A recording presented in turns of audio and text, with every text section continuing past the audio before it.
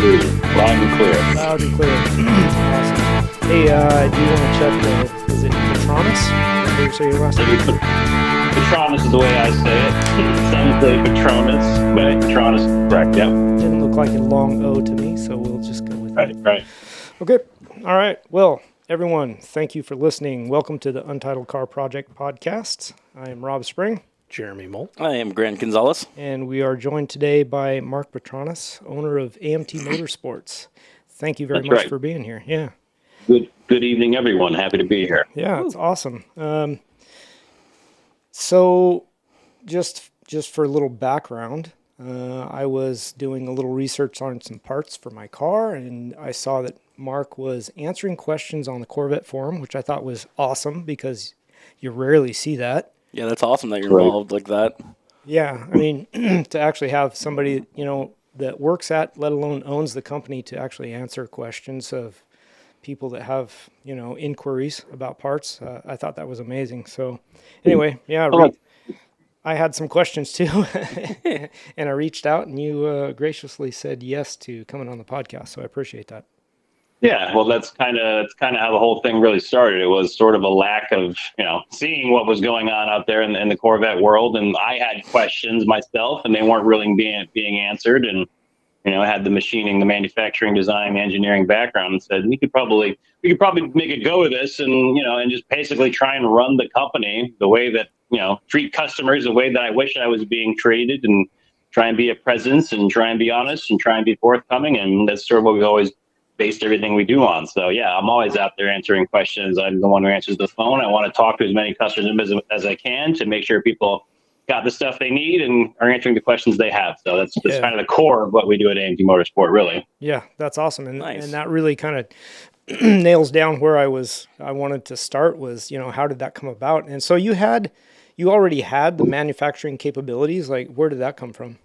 Yeah, so we've, my main manufacturing company, my CNC business is Advanced Manufacturing Techniques, and we've been, my father started the company with his partner when I was a baby. Nice. That's the only job I've ever had. I've been working there since I was 10, so I'm 42 now. So I'm one of the longest tenured employees at AMT. No doubt. But throughout the years, I went to school for business in Miami, and came back home, and the way things sort of were heading in the direction that I was probably going to, buy the company from my father, which I did 12 years ago now. I bought AMT, and again, mostly we kind of focused mostly on prototypes and what I would call small run production. So maybe 1s and 2s and 5s and 50s and sometimes 100s, but I don't make thousands of anything. Yeah. For the military, for power generation, for medical industries, things of that nature. And then 2014, I bought this Corvette, started researching parts for it. And, there's a smattering of guys. There's some couple of big guys, most of which they just import their stuff from China. I'm like, why am I going to be buying this stuff from China when I have the capability to make my own parts? And, exactly. Fast forwarding to today, we've been in business, basically, 7 years, I would say at this point. And never really thought that it would be the biggest, it's the fastest growing part of my CNC business. And it's a very, very important part of our business is that they're two totally separate companies. Yeah. But as far as I'm concerned, it's been, a much grander success than I certainly ever anticipated, 7 years ago when we started. Well, that's always a nice, benefit to it when you start a kind of a passion project and it just turns out to be, your main source anymore. Mm-hmm. I mean, exactly. Yeah, that's really cool. About half of what we do in our building right now is motorsport stuff, which is pretty damn exciting as far as I'm concerned. It really is. Yeah, that's super cool. What's the other half? Like I said, so we got 10 employees that work at the facility, but power generation, medical industries, wind turbine parts, gas turbine parts. Wow. Yeah. X-ray opticals. We get a lot in magnetic resonance MRI type machines, calibration products. So just that's cool. The motorsport biz, it's like the only actual product, forward customer facing thing that we do. Everything else comes to us via engineers, via designers, via the purchase departments, whatever. Yeah. It says, hey, can you guys make these things? And that's what we do. So yeah. That's really great. That's pretty awesome. Mm-hmm. So yeah, shoot, that kind of negates. I was going to ask what your background was in and everything, but really that's it. Like you were You grew up doing this. Yeah, I grew up doing it. Yeah, literally, like I said, man, I started there at 10 years old sweeping the floors, and I'm still sweeping the floors 32 years later. Yeah, I'm the best damn floor sweeper in that facility. But lots of experience. That's true. I went to school for music business, actually, and then when I graduated, the music business was not going in a fantastic direction, so I was playing in a band, I was managing a band, and of course working for my father at the time full time. This is 2004 after college, and just sort of took on more and more roles, and became the vice president. And new customers would come on board, and I would take care of them. And my dad had his guy, so my dad retired, and I bought him out. It was never like a dictated, this is going to be the shift of power. It was more like Mark started taking on more responsibility, and my dad took on less responsibility. And then I just started kind of running the company when I bought it out. And then again, the motorsport stuff happened out of necessity 4 or 5 years after I had bought the company, because I saw a need and tried to address the need for myself, and then obviously for the rest of the Corvette community. Yeah, so that was really the catalyst for the motorsport side. So also, like, what got you into motorsports, racing cars, and that kind of stuff? Yeah, I mean, I've always, I don't know, I think my sort of, it was born into me for sure. I've always had a love of cars. Yeah. 2000 was actually my first time on a racetrack. My dad and I did an Audi club school. He had actually bought a 2000 Corvette at the time. So he had a C5 Corvette. I was only 18 years old, and he and I shared his car at Watkins Glen that for that 2-day weekend with the Audi club. Ooh, that's awesome. Great place to start. That was a ton of fun. And then just kind of, I was just finishing high school, so I went to college. I graduated in 2004. I had bought a new Volkswagen GTI at the time in 2005, and my dad had got us the first C6 Corvette, and said, "Hey, we're both home now. We're in New York. Let's start doing this together." So he and I really kind of started doing track days together in 2006, and obviously I've been doing it ever since. 18 years now. So the motorsports thing, it's always something I've been drawn to, and again, getting on track in 2006. I started instructing in 2010. I started racing in 2015. So it's all just a big rolling snowball down the hill. Yeah, for sure. How often would you say you're at the track nowadays? These days, I don't know. Probably, I don't know if I had to put a number on it, probably at least 20 days a year, I'd say. I'm out there 20 days a year, I'd say. That's pretty decent. Yeah. So what about when you were at your most at the track? What year would you say, and how much were you there for? Oh, well, I was like racing as competitively as I could, trying to win championships and whatnot. We would do, every NASA Northeast event, which they have, 10 or 12 events, 10 or 12 events. So that's 24 days right there, plus testing and whatnot. So I could certainly be out there 40, 45 days, I'd say at the peak, so to speak. Oh, wow. Yeah. Yeah, that's quite a bit. When you're developing parts for the C5, or the C6, whatever, especially in that area, were you using your track days and that to actually test the parts, or kind of durability 100%. test them? Yeah.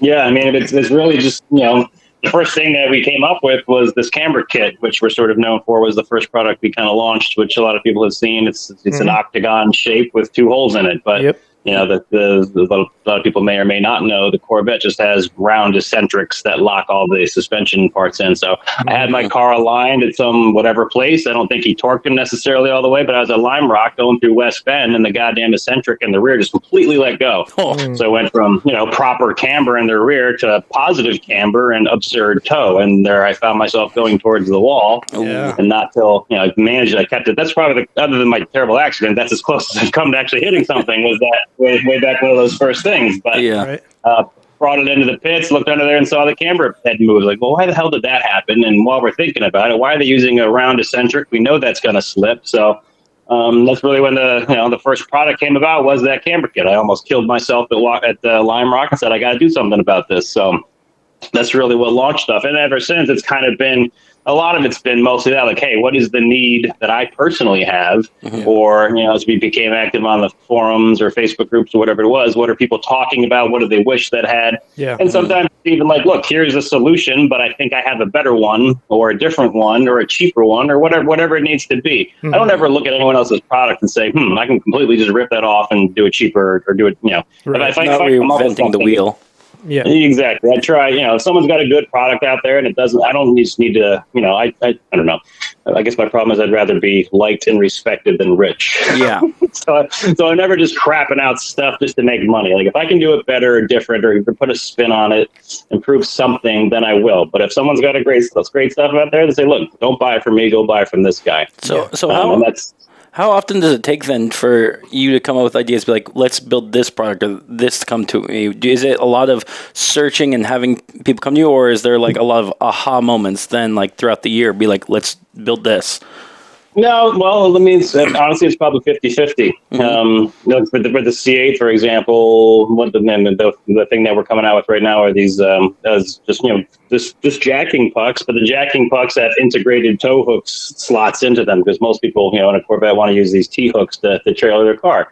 But the jacking points became pretty important in the C8 because if you jack that damn thing up from the wrong place, you're going to drop it off a lift with the engine in the back like that. And it's happened a bunch. So like, well, jacking pucks, I never had jacking pucks on my race car. I didn't care that much, but on the C8, it kind of became important. But then I said, well, shit, now if I have jacking pucks, I can't use my T-hooks anymore to tow the thing. So we just developed a jacking puck with an integrated, 3D milled T-hook slot in there. So you can have both of everything, Nice. Yeah. So those jacking pucks actually lock in.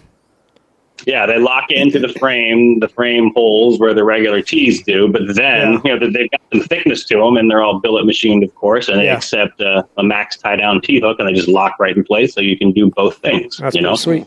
Yeah, that's pretty cool. And again, I wish if somebody had a thing like that, I happily would have just bought it, but it didn't exist. So I've been using it for almost 2 years on my car just to make sure that it works solid and doesn't deform or fatigue under super high tension strap loads or stuff like that. So we put the time in, and we're just getting ready to make the first batch of production parts here the next couple of weeks. So. Nice. Yeah, that was actually another question, like for motor mounts or your camber kit or anything else that you produce for the Corvette. Like, how long do you durability test before you are confident that it's ready to go? Like the R&D cycle. Yeah. Quite a long time. I mean, it depends. I guess again, depends on like what the product actually needs to do. I mean, for the camber kit, for example, we're taking a round plate and we're making it solid. It didn't take a whole lot of math and rocket science to know that when we remove something round and put a solid edge there, it's not going to move anymore, right? Right. However, so that we don't need to run around with that thing for a year. But something like motor mounts and the differential mounts, we're doing things that no one has ever done with the way the rubber is placed. I mean, I wanted that to spend some time on my car, usually 6 months to a year, or certainly a whole track season, testing the thing, making sure the rubber doesn't break down, making sure no weird vibrations come into play at any point. I'm pretty quick and have some track records and some overall lap records. So if I can beat the hell out of it and the thing doesn't break, I'm generally as faster than most guys out there. So. Yeah. If it withstands my torture testing, I think it's usually a pretty damn good product. And honestly, we haven't put anything out there which is like giving us any surprises. With that said, oh crap, we really didn't do our homework on that one. Yeah. That's good. That's the time we take and put into it seems to always ends up being a fully realized product by the time it gets out. We don't have a shit ton of revisions on things. Yeah. Well, looking at that too, is there ever anything like for the C5, for instance? Obviously, that car's been out for a really long time, right? 25 years. Sure. Do you ever go back? Is there ever a need for a new product for that car where you go back and say, you know what, we kind of need this? Is that ever something that completely hasn't been done yet? Yeah. It's hard to say. Like we came out with a diff mount for it, and people have, like you said, have been making diff mounts, solid diff mounts or some form of diff mount for that thing for 20 years. Right. And FOT, AFE came up with their design, in early 2000, and basically everything that's come after that has basically just been a ripoff of their design. Gotcha. But there's some failure points to it, and they have some exposed rubber, which I know is going to break down. And I was like, well, that's one way to do it, but let's go back to the drawing board. So that's where we came up with our double barrel diff mount, and the way that thing works is just it's got two. And I don't know how. I know Rob is a bit of a Corvette nerd. I'm not sure about you other guys or your listeners for that matter. So I can go all the way down the rabbit hole if you like. But we like the rabbit hole. We go down all the time. Yeah. We just looked at what was happening and realized that this is the failure point. How can we improve that, right? So yes, we didn't invent the diff mount for the Corvette, but we saw what others had done, and we came up with a completely new design which works really, really well. And that tends to be, the camber kit. We came up with that design, that octagonal shape. It seems really simple. But when it came out, a lot of people, I got a customer who actually works at Ford, and he was saying, we were talking about your camber kit in the Ford performance meeting for one of the Mustang products. Like, wow, that's super cool. He's like, you should have patented that. Yeah, you're probably right. I got there's 2 or 3 knockoffs. One from China, one from another company in the Midwest, and it's just my kit, and they just ripped it off. You know what I mean? Yeah. So that's sort of an original design, but a lot of times it's like, it's sort of not necessarily a reinvention and maybe an evolution more than a revolution. I like to think the camber kit was a revolution, but some things are just an evolution. Yeah. Yep. Evolution of a different product. Totally makes sense. But I might have missed the boat on patenting that, but that's the way it goes, I guess. I think I am. It's expensive. Like when I started, literally that was the first product we came out with, and I didn't have, $12,000 to hire do a patent and all that stuff. And that's about what it costs, about 10 to 12 grand. You better figure. So I think actually for this the jacking puck thing, because I've never seen anything quite like it before. It's enough of a utility that I think you'd see a lot of homages to that. So that we might actually go down the rabbit hole of the patent and see what happens. Yeah, that's fair. So for my own knowledge, what's the benefit of the transmission mount? Well, replacing the stock. Mm-hmm. Well, so there's the motor mounts in the front, obviously, and the diff mounts in the back. That's what holds the whole drivetrain to the cradles of that car.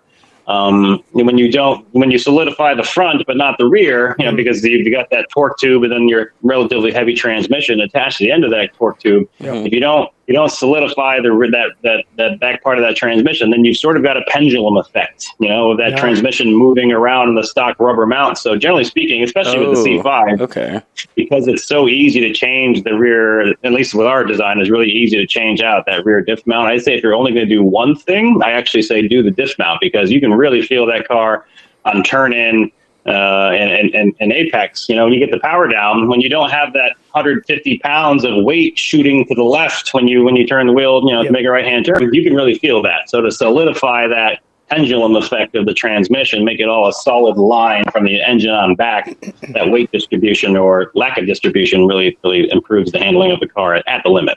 Interesting. Okay, makes sense. So you make one for the C6 also? Yep, we make them for the C6. We don't do them for the C7 only because the Corvette kind of stepped with the hydraulic mounts for the C5 and the C6, so they're just basically oil-filled pillows, and those pillows would spring leaks all the time.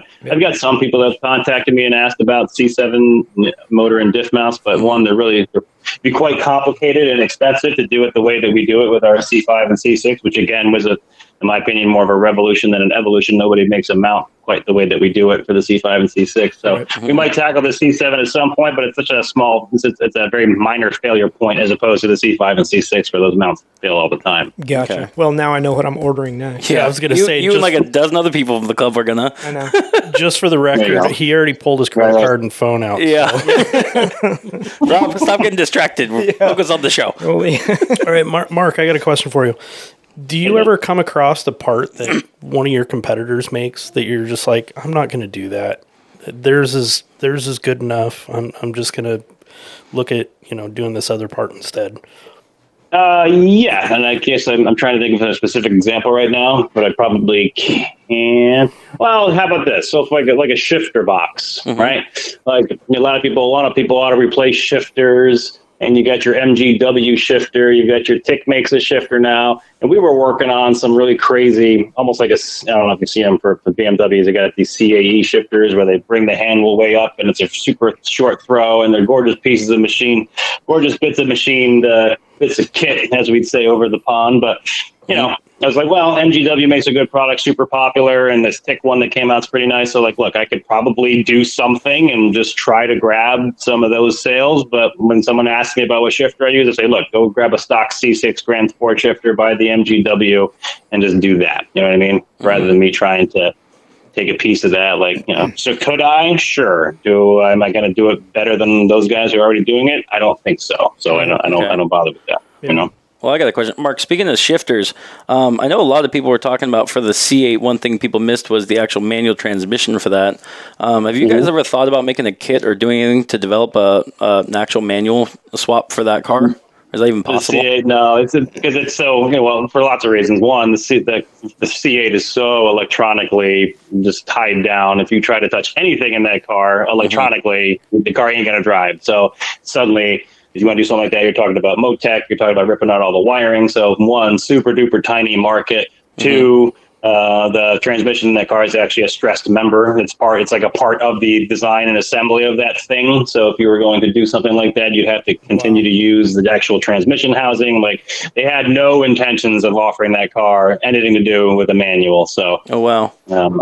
If you're going to do anything, maybe, I've talked to some of my friends at the higher end race shops about actually building a C8 race car. Maybe, but you put an actual sequential in there, but to actually go to a manual, you wouldn't. And look, I'm a manual purist. Like, my C5 was a manual, and believe me, if they had made the C8 in a manual, I would have gotten it. But damn, there is something to be said about a DCT. Oh yeah, it is awfully fast. It is quick. A performance advantage. It's definitely quicker. It's definitely a faster car with a DCT than it is a manual. Yeah. But a manual is just still more fun. So I totally get it. Why? But we're not going to tackle that can of worms. I don't think. So does that mean with the C8 having so many advanced electronics and stuff built into it, does that make it really hard to make any aftermarket parts for that car? Not necessarily after, one thing that we had that reared its head for us, our monoballs, for example, the C8 has so many ride sensors and rough road calibrations. Suddenly, if we put a monoball in the front lower control arms, which seems, we have them everywhere, obviously, but as soon as you put one in the front lower control arm, some sensor gets really mad and completely screws up the power steering on that thing. Huh. And everyone's trying to find workarounds for it, and we ultimately, so now my car has Penske coilovers. It's got the monoballs, obviously, but we literally, and for all, any of our customers as well, we just have to leave the stock rubber in the front lower control arms because something will just make it so upset electronically that the steering is awful when you try to do that. Interesting. So you unfortunately get into these things. Crap, they've got all this programming, and I got customers who are engineers at GM, and I'll send them a message like, "Hey, here's what we're looking at." It's like, we know. We know the chassis dynamics guys put that in there, and again, because a lot of the things that I can say or not say is a lot of the architecture of the ECU, which has over-the-air updates and stuff like that, makes it extremely hard to hack. That's why everybody took so long trying to crack the ECU. That's why the body control module isn't cracked yet, which is maybe what would allow us to circumvent some of that rough ride algorithm stuff. But they're just trying to lock these things down so much for whatever reason. Well, that it becomes really difficult. That was kind of going down that train of thought. Do you know why they try to lock them down so much? I mean, people want to modify their cars, especially a car that is a performance vehicle, quote unquote, built for racing, right? Guys want to do stuff with that, but they're so locked down with ECUs and body control modules and all that stuff. Do you have any idea what the purpose of that is? I've never asked why it's locked down. I got my theories, right? Yeah. But I think maybe, now I'm just speculating, but Chevy does a really great job with, I happen to know I blew up my first motor at Lime Rock, right? Mm. And so because I didn't touch the thing, they said, sorry about that. Basically no questions asked. And I had a new motor in 5 weeks, right? Nice. Mm. So suddenly if you do anything to that car, which you can do, sure, you can put high flow cats on it. You can do, the engine is cracked now by HP tuners. So you can go in there and do stuff. But certainly when you do that, you certainly lose any semblance of a warranty. Right. Mm-hmm. But I don't know. Honestly, I'd have to ask my guy, why is it that they want things so locked down? Obviously, emissions. Emissions probably has a lot to do with it, but I'm just speculating right now like you guys are, so I don't know the direct answer to that one. Right. No, that's fair. It definitely makes it more difficult for the aftermarket. And as the cars age, I think is really where it tends to come into play. The cars get a little older, they get a little less expensive, guys pick them up on the secondary market, and then they want to take it racing and that kind of stuff. But then they've got the issue of everything is locked down. There's no warranty left, but it's so locked down that you have a hard time modifying it. We talked about I talked to Phoenix Racing, my friend Andrew Aguilante, who runs Phoenix in Pennsylvania. They build some of the fastest, a C7 Corvette GT2 cars. They build a bunch of those, and those just get so expensive because you can't leave. If you want to go down that rabbit hole in a C7 and to the nth degree in the C8, you literally, all you're keeping is the frame and the suspension control arms and the body panels. Sure. The motor's being swapped, the transmission's coming out. Yeah. And, you're going to Bosch brakes. So suddenly, if you really want to make a C8 like a real gutted, high level race car, you're looking at $250,000 by the time you do everything you got to do to it. All that stuff's coming out anyway, and then you're going to retune it, so it won't matter at that point. Sure. But more for the weekend warrior guy, it doesn't make it easy. Yeah. Plus, when you go to that level, does it take away the kind of experience of a Corvette? Or even that model of car when you're like completely changing everything but just leaving the shell of it there? Make it better.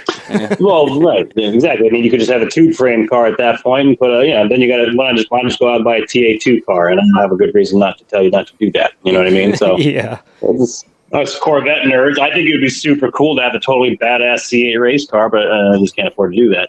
So instead, I got a C8 street car, which goes on the racetrack a whole bunch. Sure, yeah. What do you have, the Z06 or do you have the base? No, I got a Z51. I didn't. The Z06, it's obviously a monster, but man, that thing's got to be a science project. And with as much abuse as we put through them, the only difference between is at this point, I mean, the only thing that's better about a Z06 than my car is an extra 200 horsepower. And frankly, I've never really been a horsepower guy. Like you'll notice if you do, I don't make anything for engine performance. That's one thing I just don't touch. Right? Everybody does engine performance stuff. So let those guys who have all that training experience do that. I focus on suspension, brakes, safety, whatever it is. But when I was racing in NASA, it was always a power to weight class. Sure. So I was 3,050 pounds with me in it and 380 horsepower, and I was set plenty of track records with that amount of power. So I don't suddenly need 650 horsepower from a Z06 to be quick. And then I've got a 9,000 RPM science project, which I don't have a huge amount of confidence in. So I was fine. I was fine with the Z51 and take that platform all the way that we could, and power schmauer, I kind of say. Yeah, I mean, if you can drive one with half that horsepower and still win stuff, then you're doing something right. Well, look at me and Liger. Right. Yeah, look at you and Liger. So, Mark, I've got an 07 Mustang that weighs 4,000 pounds, just a hair with 300 horses, and yet I still go out there and give some good high-powered cars the run for their money. Right, Rob? Sure. You bet. Rob knows. Yeah. Rob knows. He didn't want to admit it, but he knows. Yeah. That's funny. Oh, so... how big is the product line? I looked at your website and kind of went through stuff and like that, and did obviously notice that it was all Chevy, it's all Corvette, which I have another question on that. But like you mentioned brake products, what do you offer for brake products? Well, so we were actually offering our own floating brake rotor kit for a while. I sell AP stuff now because that's what I use on my car, and I think it's the best stuff there possibly is. I personally can't be confident in any car unless I'm 100% confident in the brakes. So I always start with the brakes, and that means the best. And for me, that means AP Racing. So we're a dealer for AP, and we sell all that stuff. We used to do a floating brake rotor package that we developed. We would make the hats. I would buy the rotors from DBA in Australia, and then I would machine those hats to accept our floating pins, and they work really great. I mean, they lasted forever. Everybody who had them loved them, but it was just too small of too niche of a product, and sometimes I would have quality problems with the rotors from DBA, and so sometimes the rotors would last a year, and then the next guy would crack them in 3 events, and that's obviously I can't eat that all the time. So I kind of got out of the I'm going to make brake parts business. Now I'm just a retailer on the AP side, but happy to offer that stuff to our customers. If someone came to you and asked really nice and had a big checkbook, would you still do it for them, like as a one-off? Yeah, but people, often say, "Hey, I got a big checkbook," and then I tell them the price. Like, yeah, it's not that big. Yeah. That's fair. I mean, that's part of part of what we, me being an American manufacturer, like my, AMT Motorsport is a customer of AMT. Everything's completely, it's not like parts fall out of my machines and into my inventory for free. Like I got to pay for all this stuff. I am not a cheap machine shop. Like I'd have more money in my bank, frankly, if I outsourced certainly all the machining to China, which I would never do. But even if I outsourced it to like a local shop up the road, there's guys who are way cheaper than I am. You know what I mean? Yeah. So nothing I approach from a manufacturing standpoint is never, it's never going to make you're never going to be impressed by how cheap it is. Let's just say it that way. Have you guys incorporated any technology throughout the years to help like the machining process go down, or like new technologies like 3D printing some of your guys' items to help with that? We have, we have 3D printers too for the prototype phase. There are metal 3D printers, which I thought was going to put me out of business 12 years ago. However, they're still just as expensive and just as slow as they ever were. So you're not mass producing 3D printed stuff, but going back to the beginning when I talked about us being a machine shop that's mostly in the prototype business, I didn't have experience making hundreds or thousands of things. And now the highest volume stuff that we do at my shop is our motorsports line. So we've brought on not necessarily technology. I've toyed with the idea of robots. They're still, for our volume and the way we do things, it's still not quite, the cost benefit is not quite there, but we palletize a lot of things. So, when we're making those camera kits, it's a small little plate, obviously, but I can't just put one tiny piece of material in the machine at a time. So we load up these pallets, if you will, with 16 pieces of material. So the whole machine runs, whole camera kit set. And while that's happening, the operator, the machinist can be off board and loading up another pallet. So the machine is basically constantly running with very, very little downtime. And so that's not necessarily like advanced technology to be able to offer, to one, keep our inventory as high as it needs to be, and two, at the volume we operate at, but it certainly allows us to have the throughput we need to be able to manage all that. We couldn't do it the old-fashioned way, with just putting a piece of material in a machine. So we've adopted some methodologies, I guess you would say, more than technologies, to be able to keep up with the demand. Okay. Interesting. That's cool. So back to the Chevy only. What was the driver? Have you considered branching out to other products, or strictly Chevy stuff or Corvette based, really? Yeah, not even Chevy, right? Just all we do is Corvette. Yeah, just Corvette. Again, I try to, I try to be as genuine and honest a person as I can. So I do, Corvette is what I know. It's what I drive. And I drive it really well. So I always, again, could I make more money if I started trying to make stuff for BMWs? And probably not Miatas, those guys don't care about anything. If I wanted to sell, if I wanted to make tons of money, I'd make all Porsche stuff. That's what I would do. I'd go out and buy a Porsche. Those guys will buy anything. But no, that's not what I know. I know Corvettes. I'm an expert in Corvettes, and that was always the idea behind the company. Like, look, this is what I do. I'm sort of an expert in this.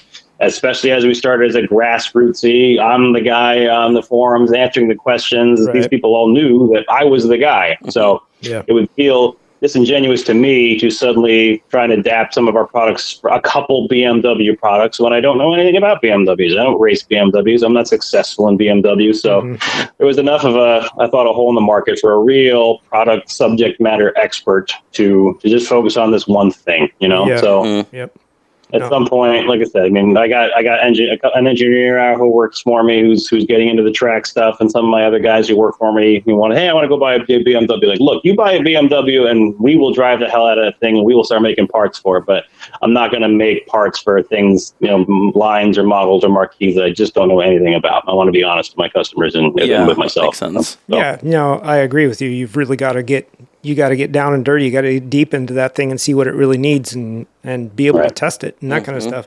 And that's an expensive proposition if that's solely what you set out to do. Like Grant's all about the Mustang. He would love to see that, but then you got to go buy a Mustang and you got to build parts and you got to drive it and you got to, that's a big investment. That's what you should do, and that's the only way I would do it. Right? I wouldn't half-ass it.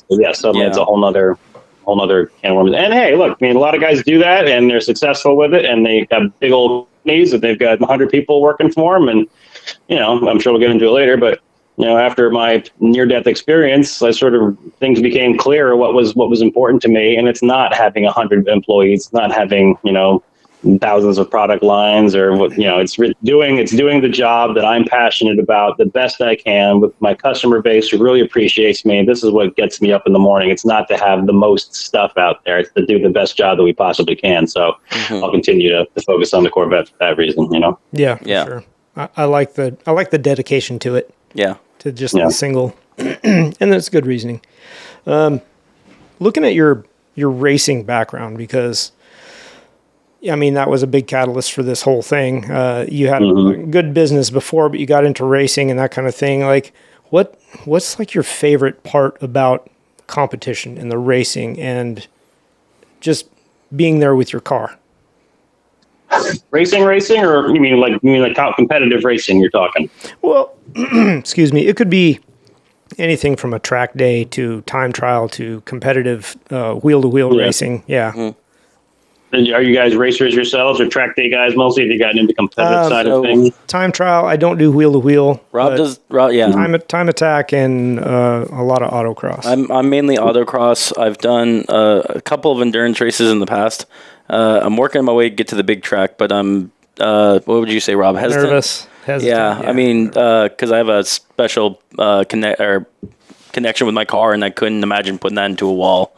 And so that's always holding me. That's always holding. If it's any other car, you need a strict track car that you don't care about anymore. Correct. That's also like one of the cars we're building up, the Ghost Car project on our podcast that we're building, and that's going to be our dedicated track car as a group.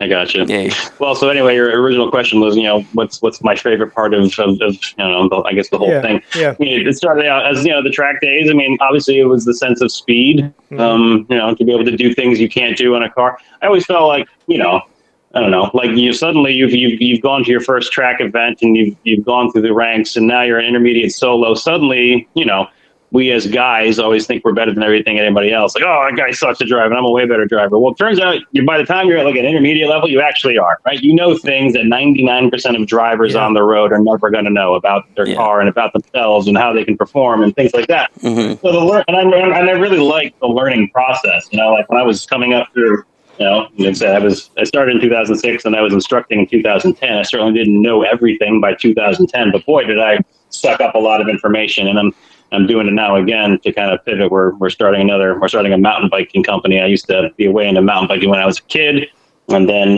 got back into it a year ago, and I'm just absorbing everything I can about a completely new discipline. It's cool to be a beginner again at something. Wow. But anyway, so yeah, initially it was the learning, and then of course, if you don't know, you learn pretty quickly how amazing this group of people that you get to hang out with the track with is all the time, and all the diverse backgrounds and how nice everybody is and how welcoming everybody is. And we're all so lucky to be able to share this passion, which is not a cheap hobby by any means, but we're all there. We're all at the track. We're all taking the day off from work. We're all spending more money than we should to be able to do this thing that we love so much. So that's just a bond that brings everybody together so fast, Yeah, for sure.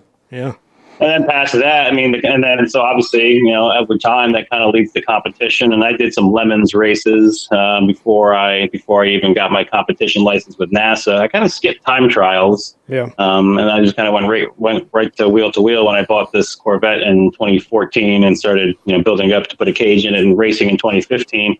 And then frankly, once you start racing competitively, there's a phrase I like a lot that I use all the time is there's a big difference between going as fast as you want and going as fast as you can. Yeah.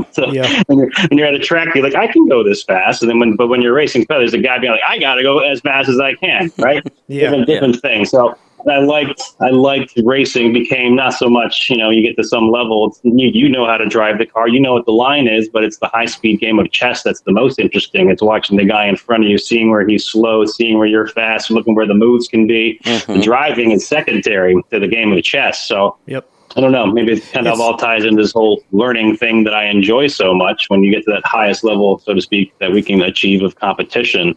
Really using your brain to figure out how to get around up there as opposed to raw skill is just as appealing to me.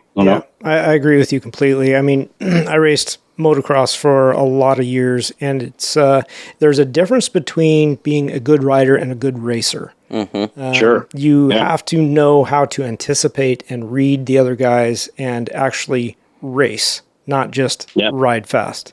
So, and it's the same in driving a car and racing against other people. You have to know how to race. Mm-hmm.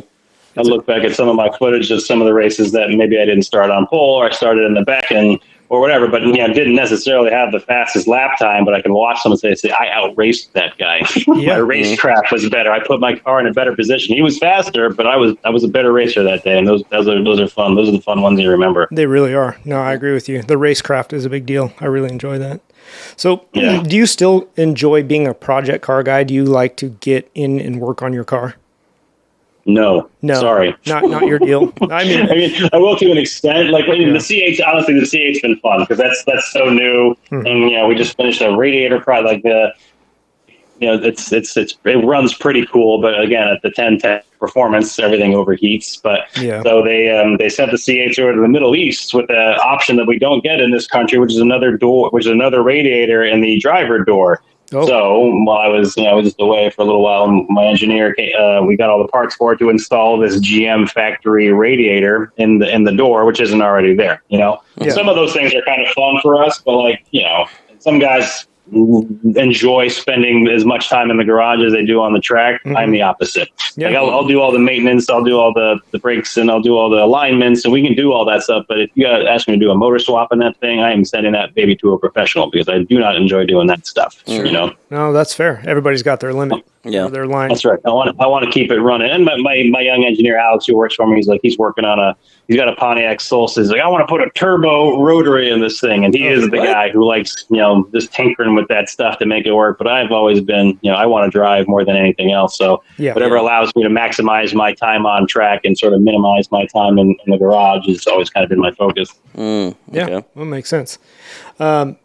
I know you said you're not an engine guy or anything like that, but I have this question I'm going to ask you anyway because you probably have an opinion on it. What are your thoughts on using race fuel versus non-ethanol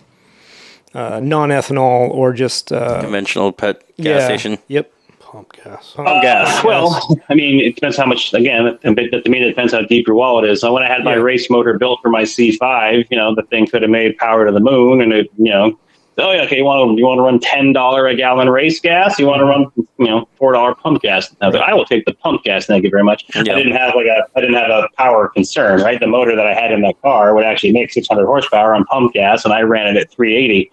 I just wanted it to be overbuilt to be able to basically have a ton of headroom and longevity in the thing. So yes, I very much made a conscious decision not to have to run race gas. Obviously, if you need it, you need it. Yeah. But for me personally, if I have a choice, I'm never building a motor to run on $12 a gallon fuel. I'll always take the pump option when I can. Well, especially it feels like if you can make the same horsepower, the power that you're looking for, the power that you need, then why would you do that? Right. Well, again, because a lot of guys, the higher octane, it's built to burn better. It's going to last longer. Yeah. Perhaps that's all true. You know what I mean? But if you're literally spending more on fuel than you do on an engine rebuild every 40 hours, 80 hours, whatever it is your engine lasts, and what are you really saving? I mean, that's always been my opinion. So I'm a pump gas purist. No, that's totally legit. I mean, I myself just run the non-ethanol stuff. Yeah, run non-ethanol as best I can. Yeah. For that little extra boost of horses. I do notice it. It does run better with it. And I think it's a little bit better for the car, and it's not that much more expensive. It's way cheaper than $2 more a gallon. Roughly. Yeah, roughly $1.50, $2 a gallon, maybe. It's less than $6 a gallon. I try and find the same. When I used to, back when I had my Volkswagens, which were turbo, of course, 2.0Ts, we would go to Mont Tremblant in Canada, and I would get across the border and put that 94 pure gas in there. That thing would pick up 20 horsepower, it would seem like, in the straights up there. So there's something to be said for running the good stuff. But like I said, I mean, unless you're building a motor with tons of high compression that really needs race fuel, I just assume put 93 in it. Sure. Yeah, that's fair. You got anything else before I go on to the next topic? Probably. I'm not. All right. I mean, let's see what the next topic is. You've talked too much. It's time to move on. All right. So, Mark, I did want to get into your accident because you did send me the link to that, and I found it scary and fascinating all at the same time. And it could be, it's a great, I want to hear about it. I want to hear it from you. Sure. Yeah. So take us through as much as you remember, because I know that's an issue. What happened and fill everybody else in. And, when we get to posting this, if you don't mind, I'll share that link with everybody. No, please do. That's why we made the video. Perfect. Okay. Yeah, so I was racing in New Jersey. This was the date. I believe it was May 23rd, 2021.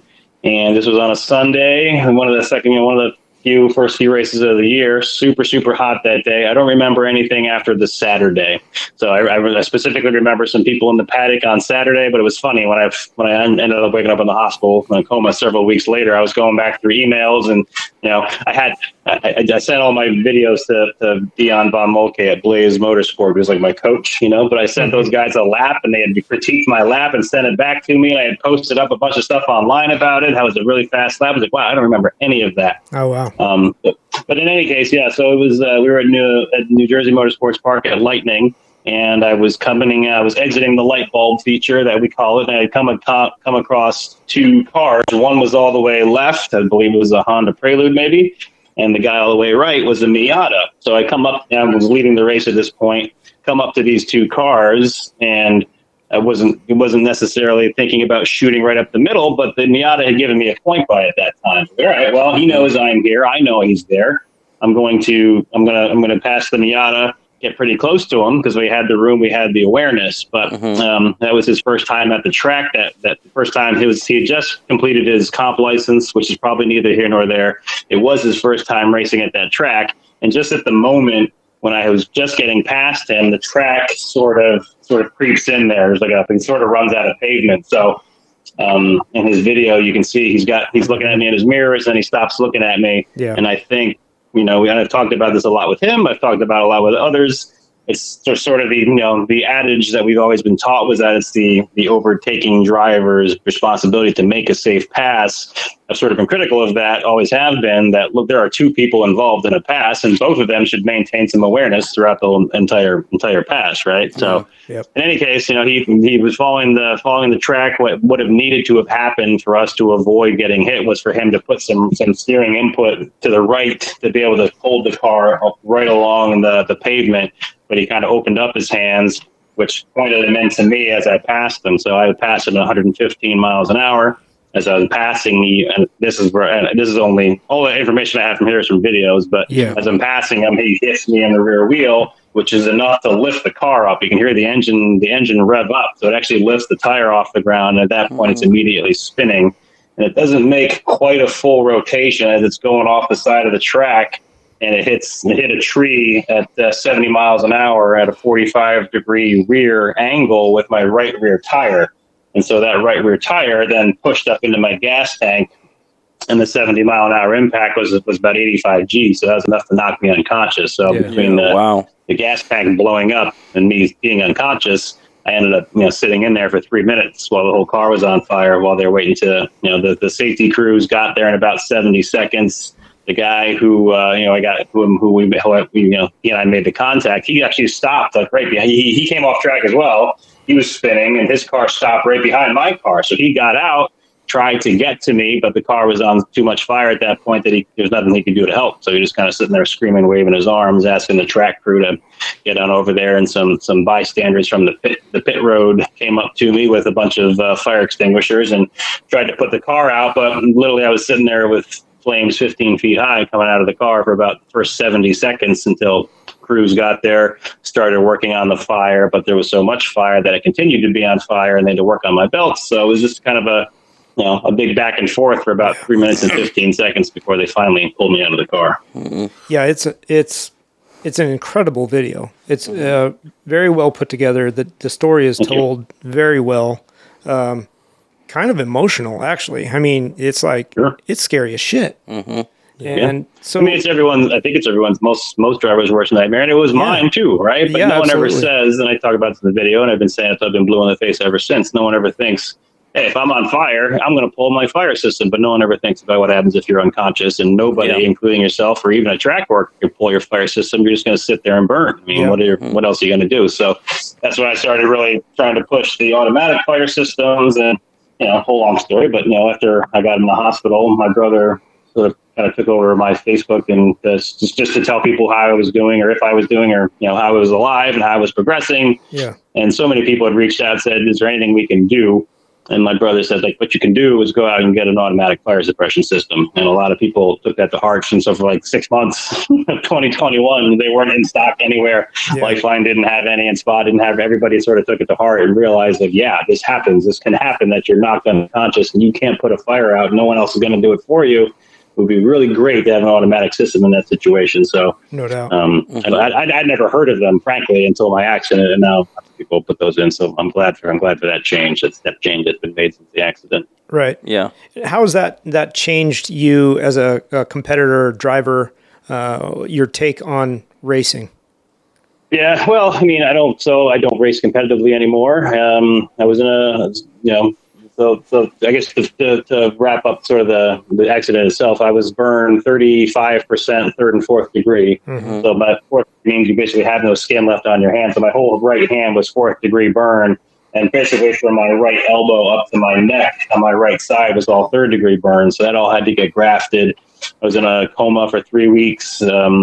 And then I was on so many drugs after the fact that I wasn't really cogent in the hospital until about 5 weeks after the accident. Mm-hmm. Ended up being in that hospital for 4 months. Came home, had a bunch of further grafting surgeries, and just probably had my last surgery about 3 months ago. And all my care now is at Boston Mass General. Wow. I had my 27th surgery to this thing about 3 months ago, and I was discharged from physical therapy, and now I'm just sort of living my life. That's good. We're glad that you're doing it. I'm sidetracking myself. What was the actual question you would ask me? Just how it's changed your outlook on racing and your racing. Yes. So anyway, my point was when you woke up in the hospital, say, well, this thing has happened. I didn't have any recollection of anything. My brother had to explain it to me, and my wife had to explain it to me several times what had happened because it was sort of unbelievable. But in any case, when I woke up, it was funny. Like I had therapists that would speak to me, and I was pretty flat for a while. Obviously, I was on a ton of drugs and pain meds, and I just wasn't myself. Yeah. But a funny story is the therapist, the psychologist or whatever, had told my wife, okay, so when he wakes up and he starts talking to his friends and people are calling him, don't talk to him about cars. We don't know how he's going to be affected by the accident, how the racing is going to affect him, what his experience is going to be. And so my wife would have to pre-screen all of my racing buddies who all wanted to talk to me in the hospital. I was like, all right, don't talk to them about cars. And the first thing I would do is say, how's your car? How's your racing season going? So, it was still very much a part of me. And yes, it sucked and I almost died and I was in terrible pain because of all of this, but it still didn't change who I was. So the point is I woke up in the hospital like, well, I'm glad to be alive. I love racing. I was looking at race cars before, something to get back into, certainly well before I should have been. And my wife was like, look, this is the greatest passion in your life. I'm not going to be the one to tell you, no, you're not going to race. And if she had, I love my wife and I love my son was 6 at the time. These are all very important people to me. Yeah. I would have respected their wishes, but the fact that she didn't disallow me from getting back in a car and being back on a track meant a whole lot. So absolutely. I didn't. So I haven't gone back to competitive racing wheel to wheel. I do time trials now. To me, it's not the same. There's, like I said, a big difference between going as fast as you want and going as fast as you can without having to have somebody next to you bumping doors and fenders with you. It really changes the dynamic as far as I'm concerned, the whole safety level of the whole thing. So I'm very comfortable being on a racetrack, driving as fast as I want, competing in time trials, but I've just made a very big conscious decision to step away from the competition out of respect for my family, for my wife. I do miss it, but I sort of, I think I proved what I need to prove in the competition side to my customer base. I'm still super fast in a car. I can still, win time trials. I don't necessarily need to, I feel like I put my life on the line to do that with competitive racing, wheel to wheel. You know what I mean? So I still love it very much. And do I miss it? Yes, I do. I don't dissuade anybody from doing it, but obviously my perspective has changed quite a bit in lieu of the accident. Has virtual racing at all caught your eye because of the accident and been like, okay, I could still be competitive and wheel to wheel, but it'd be in the virtual space? I bought a sim rig like everybody else did during COVID, if everything got canceled. So, I actually have a pretty decent iRacing setup, and I've used it more as a training tool than anything else. But I just find it too frustrating to get online with guys who don't drive in real life. And most fun I have on iRacing and those things is, leagues of drivers like ourselves, guys who do spend time on track. And those are really fun, but to try and become a competitive sim racer, I wouldn't have the patience, So I have those tools available to me and I use them, but I don't see competitive sim racing in my future. That's for sure. Yeah. My biggest thing with the sim racing is it's just the feel of the car. I do a lot of my driving by feel rather than sound. And so, like, even when I'm into my sim rig, Rob makes fun of me, but I have to have a seatbelt because I'm trying to feel the car, like, lift up or move and turn. And I'm like, no, I'm still in the seat. Yeah. Do you have VR or do you have monitors? I have VR.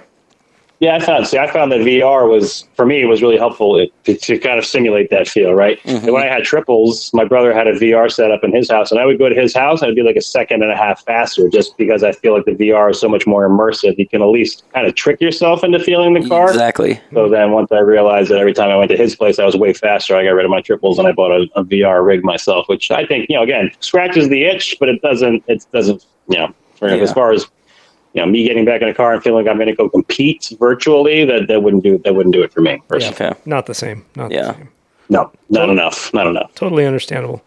Well, and can totally understand where you're coming from, wheel to wheel, and wanting to still get you scratch the itch a little bit, but at a more, I want to say a safer level. I'm not sure it really is at those speeds, but at least you're. Yeah, well, and that was sort of my point, though. Like, the speed for me is not. I've never. That accident is the first time I've literally ever spun a car. So I always approach my limits pretty systematically. Yeah, I am not a guy who says you have to spin to win. So that's my first time ever cracking up a car in the 18 years I've been doing this. And of course, it's the one that almost killed me. So I was making up for lost time, but. So yeah, a lot of people like, hey, 140 miles an hour, you're really unsafe. Like, to me, that's not necessarily the case, because I know how well my car is set up. I know I've got confidence in my brakes. It's 140 miles an hour trying to get past 3 other cars at the same time. For me, that's dangerous. So I can separate that. My wife can sort of separate it. She at least understands the difference enough to understand, the difference really between trying to be competitive wheel to wheel at high speed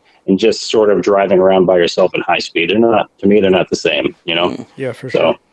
So I can pull those two apart. If we look at automatic fire suppression systems, for our knowledge and our listeners' knowledge, what triggers an automatic system? Yeah, that was my question. There's a couple different ways. The ones that I like the most are the SPA systems, because they have like a little offboard. We actually just filmed a video on this, which will be releasing pretty soon. We actually had a dummy, and we put him in a fire suit, and we burned him alive, and we did various automatic fire suppression systems on him to see how they actually activated, because most people don't even know. Right. But there's a little remote block essentially on the SPA systems. You run your main line into this block, and there's just a little glass fuse in there, just like the ones you have over your head in your sprinkler system is in your house or apartment, wherever it is. A little fuse melts down, releases a piston, and it just lets the material flow, and away it goes. So it's a pretty elegant, foolproof way for this thing to work. Gotcha. Which is why I was most drawn to them. The electric systems, they have a thing they can use called pyrotech wire, where the wire actually melts and creates a connection, a little bit of a spark, which then sets off a detonator.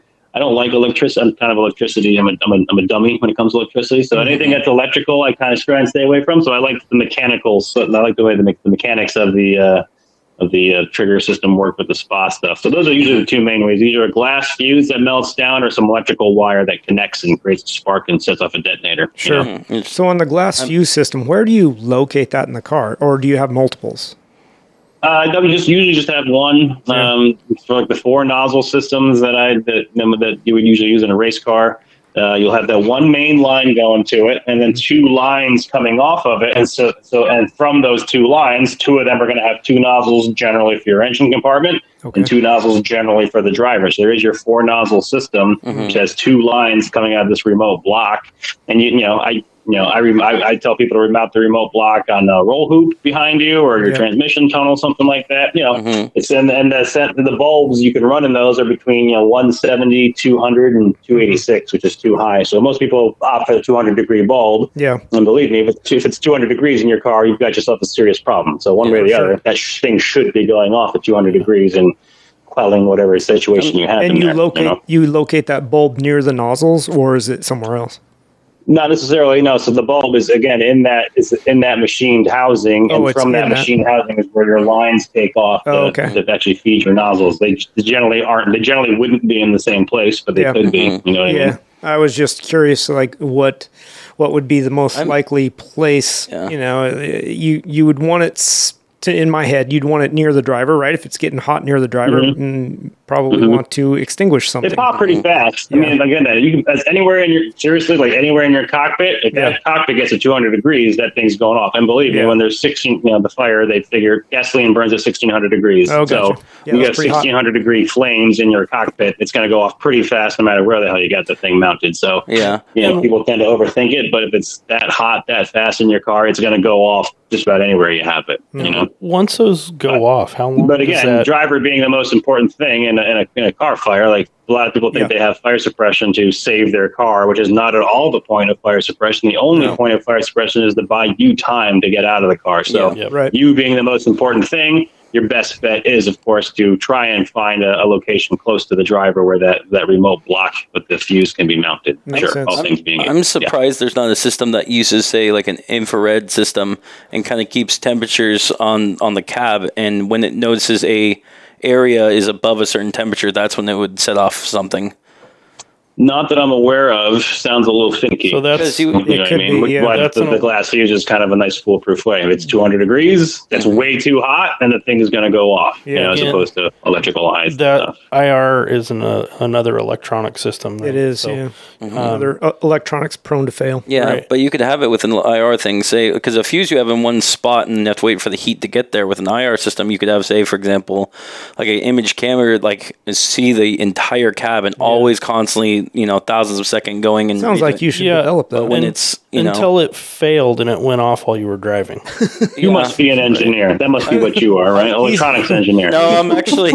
No, that's me. I went to school for that and for cars and stuff. I'm actually into underground construction, but I'm always a tinker, always thinker, and I'm the one who always builds cars and. On the side, if there's a project needs to be done or a way that needs to be solved, that's what I come up with is just ways to fix it. Yep, I hear you. The other thing to keep in mind, about if you have fire suppression in your car, you should probably damn well be wearing a fire suit, right? Absolutely. So, in the essence that we have established that a fire system is really in place to buy you time. Right. If you're wearing any kind of decent suit, which should be an A3.2/5 fire rating, that's giving you. And I didn't quite realize. I started speaking with Stan 21, and they'd bring me around to do conventions with them. So I've learned a shit ton more than I ever did before I was burned. But anyway, an A3.2/5 suit gives you 11 seconds of fire protection before you even start to feel the heat. So it's not like if your car blows up in flames and you're wearing proper gear that you are in so much pain that you can't function. You've got quite a bit of time to work on yourself. Yeah. So I know we talk about your idea for having a infrared system that goes off within milliseconds. You shouldn't need the milliseconds. You should have 10, 11 seconds to be able to work on yourself. And at that point, if you still got an issue, then your fire system goes off. And again, in our own testing, if they don't wait 10 or 11 seconds. They go off almost as soon as they see the flame. So I like where your head's at with the electronic infrared stuff, but the fuse works pretty damn well and pretty damn fast for sure. Yeah. So Mark, how long do those fire suppression tanks last once they do detonate? About 15 to 20 seconds in my testing. So a 10-pound 4-nozzle system, depending on the material. Novec's really popular. It's usually it comes down to between Novec and foam these days. And when we just tested both of those, a Novec system and a foam system, both 5 pounds respectively, with 2 nozzles, right? So we're basically just having it's the same amount of time because it's the same amount of material per nozzle. Yeah. They're going off for about 15 to 20 seconds. That's really good. That feels like a fair amount of time. A decent amount of time, yeah. It's a long time. Yeah. It's a long time when you're on fire, right? Yeah, and that's what I said. Like, look, when I was sitting there unconscious and burning, those systems, in my case, they were my whole gas tank was cracked open. They're not designed to put out 12 gallons of burning fuel, and they're not going to. Right. But the way they work, they remove some of the heat elements from the fire to kind of squash down the flame. So if nothing else, in my case, it would have bought me 20 seconds of not being on fire. And at that point, when all your fire gear is broken down, you've been sitting in a fire already for 30 seconds. That's a very, very long time to not be on fire, right? So my damage, in the best case scenario, if that system had gone off when the guy was literally standing next to my car and there weren't flames pouring out of it, he probably could have gotten my belts off and pulled me out of the car. Yeah. And maybe I would have been perfectly fine. Right. But in the worst case scenario, if it came on 15 seconds after I was burning and just cooled me down for 20 seconds, that would have definitely significantly reduced the damage that I had received. Yeah, for sure. So Do you know if these fire There's suppressions? no downside that I can see Do you know having your system go off when it's actually needed. Right. Do you know if these fire suppression systems are just as effective as, say, if someone is driving in an electric car? No, they're not at all. And that's the thing. Like, there's people coming out with, and I am not an expert on electrical fires. However, I've learned more than most. Mm-hmm. And at the last PRI last year in Indianapolis, I was presenting with Stand 21. And one of the guys they brought was an EV fire safety expert. His name's Eric. He works at Charlotte Motor Speedway. He's got a degree in electrical engineering. He's a fire safety worker. And he had a whole presentation that says, look, when these damn things go into a thermal runaway condition, nothing's going to put that fire out except for thousands and thousands and thousands of gallons of water. Yeah. So nothing, I know they're coming out with these EV protection systems. I don't know that I've never seen a test of one, but when if the thermal runaway is actually occurring, then 5 pounds of whatever you think you're going to squirt at that battery is not going to do shit. Yeah. To be honest with you, So that's I'd like to see some testing from some of these manufacturers who are saying, "Oh yeah, this is good for EV safety." Like, not that I've learned. You know what I mean? Right. Yeah, exactly. I know. And that's why some of these tracks at Summit Point in West Virginia, they've banned EVs. I don't think it's because it's mostly because one, they don't have, like, in my accident, there was no fire truck. That's a lot of the misconceptions. Like, we think that we are so very well taken care of at these events that something terrible happens, suddenly a 10,000 gallon fire truck shows up, and that's generally not the case. That might be the case at an IndyCar event or an INSA event, but it ain't the case for you and me at a grassroots racing type thing with NASA, SCCA, whatever. Right. But the point is, like, Summit doesn't have a 20,000 gallon fire truck to sit there and put a Tesla out that's going to literally burn a hole to the center of the earth until that thing goes out, extinguishes itself. So they don't want their track surface ruined by the couple of EVs that show up a few times a year. So they just said, you know what, this isn't worth the liability to ourselves and to the track. So we're just not going to allow them anymore. So it's not a great way to put out a freaking EV that's run away on you. Yeah, that's kind of the problem that we know with the Corvette Club that Rob and me are a part of, is that coming up soon, we know people are going to be bringing E-Rays, and the rumored Zora is supposed to have a hybrid system involved in that as well, and that's going to be a big issue when they're competing on autocross or at PAR different tracks. Is how are we going to put out these fires if they do happen? Hopefully they won't, but I mean, there's always the potential. Well, yeah, and that's a conversation we had this last week at one of our board meetings. Was we until there's an edict, we can't allow them. We have no way to fight these fires. The possibility of that happening is real. We've seen it even on the street. So we just have to say no. It was weird that the National Corvette Association originally banned the E-Ray from any competition events, is what I saw. I think we lost Mark. Hang on. Mark, you still there? He's coming back. Hang on. Did we get you back? Hello? Oh, I can kind of hear him. My house got struck by lightning last week, so I've got some lingering system problems here. We got you back, Mark. We got you back. Where were we at? We were saying, we were just saying that the same Corvette E-Ray. Yeah. I was saying it was interesting that the original, from what I saw from articles, was the National Corvette Club originally banned electric cars for competition use for any clubs associated with that, but then they reversed their decision on that. But then that may be a national thing, but then it comes down to individual clubs. That's the thing, is it comes down to the tracks, and I can't speak for them or what they decided or why they decided it, but in my opinion, it's because they don't have ruling over what the tracks do. Yeah. So it's up to the individual promoters and tracks to make that decision whether they have the equipment to fight those fires or not. Yeah. And I think most places do not. But yeah. Mark, do you have any suggestions for people that will or would race an electric car or like a E-Ray on the track then for a fire suppression system? I truly don't. I don't want to sound like an expert on that because I'm not. Right. You know what I mean? Yeah. I guess if you go back to the notion that no fire suppression system is designed to save your car, right? So should you still have one? Of course you should, because if something happens and you need time and you're getting hot in your car, that fire suppression is going to, again, even in an EV, I believe, if your batteries are burning in the back of your Tesla, obviously you want to keep some of that heat out of your cabin. So that's going to be the point of that. But again, nothing I've seen and what I've learned on the EV side of things, nothing that you're going to put in your little car, nothing is going to put out an EV fire. So protect yourselves, understand that your fire system is there to protect you, but don't go into it thinking you're going to stop an EV runaway fire. You know? So on this similar topic, like since your accident and your recovery, thank goodness you've recovered and it sounds like you're doing really well. Has it changed what you're doing to promote safety? Like, have you really taken that on? It seems like with the testing that you just did with the test dummy and that kind of stuff, that you're actually kind of trying to bring more awareness to the safety side of things.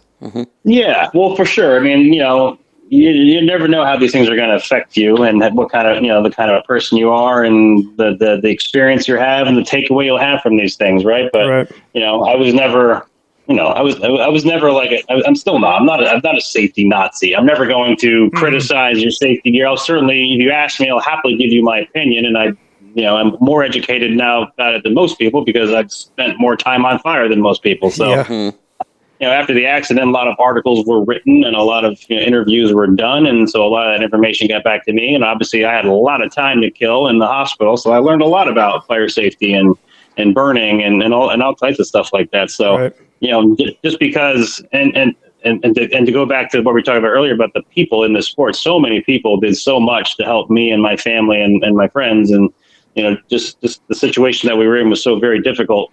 And we would not have gotten through it without the generosity and compassion of people, especially within the racing community, guys that I'd raced against and customers. So many people stepped forward and contributed so much. So what kind of shithead would I be if I didn't come out of this thing and try to at least spread some message of awareness and safety? Like, again, I have this experience that most people don't have, right? Yeah. And hopefully they never do. Right. But I learned a lot. And so it feels like sort of a duty and an honor to be able to share what I have learned with anyone who really wants to listen. Yeah. So I don't beat my chest about it. I'm not going to knock your door down to have me come and do a safety talk at the track. But a lot of people ask me, and if you ask me, I never say no. That's why I've been, like I said, in 22 was April of 22 was my first event, was my first speaking event. And I knew I wanted to do it, but Stand 21 had seen my video, the French, super high-end race suit manufacturer. They reached out to me and said, "Hey, what are you doing in April? We want you to come to the Long Beach Grand Prix and speak about fire safety." It's like, whoa, wow, yeah. That's a pretty awesome first audience to go out there, the owners of Stand 21. No doubt. So I quickly put together, it was about a 45-minute PowerPoint at the time to really tell my story and trying to build some awareness. So that was really the impetus and the kickoff for me going around and talking about fire safety. And I've done several events with Stand 21 at this point. I'll happily go to the local tracks when it happens to be a track day, whether it's NASA locally or SCDA or Hooked on Driving, whatever it might be. Say, look, I have this experience. I have this program that I can do for 30 minutes, 40 minutes, whatever you want to do. People generally get a lot out of it and seem generally appreciative of the fact that I can share this experience. So again, while I don't call every single organizer I can find to say, give me some money so I can pay for my expenses to come out and talk to you guys. Right. I'll happily always do that. And I try to, again, just with this fire safety video we just did with how the systems work and my own experience, like I'm always out there talking to people. It's really cool to go to a track and have people literally come up to me and say, I never wore a fire suit. I never had fire suppression, but I saw your video and I see what you went through and now I won't do anything without it. Yeah. And that's rather touching, right? To be able to have that kind of experience and see that, yes, some people have listened, some people are taking it to heart. And if a couple of people, prevent some injuries or certainly prevent some deaths, then certainly anything I've said has been worth it throughout the way. Absolutely. So, I mean, I'll say it until people stop listening to me. Yeah, I'm on board as well. And then I would bet that anytime your message is seen, another fire system is sold. I hope so. Like I said, I mean, I'm always trying to be, again, for a while, I was selling like fire suits and stuff like that. After, not because of the accident, but like I said, look, this stuff works really well. I think it's really important. Yeah. If you're coming to my site, like, why can't I help you get into a fire suit?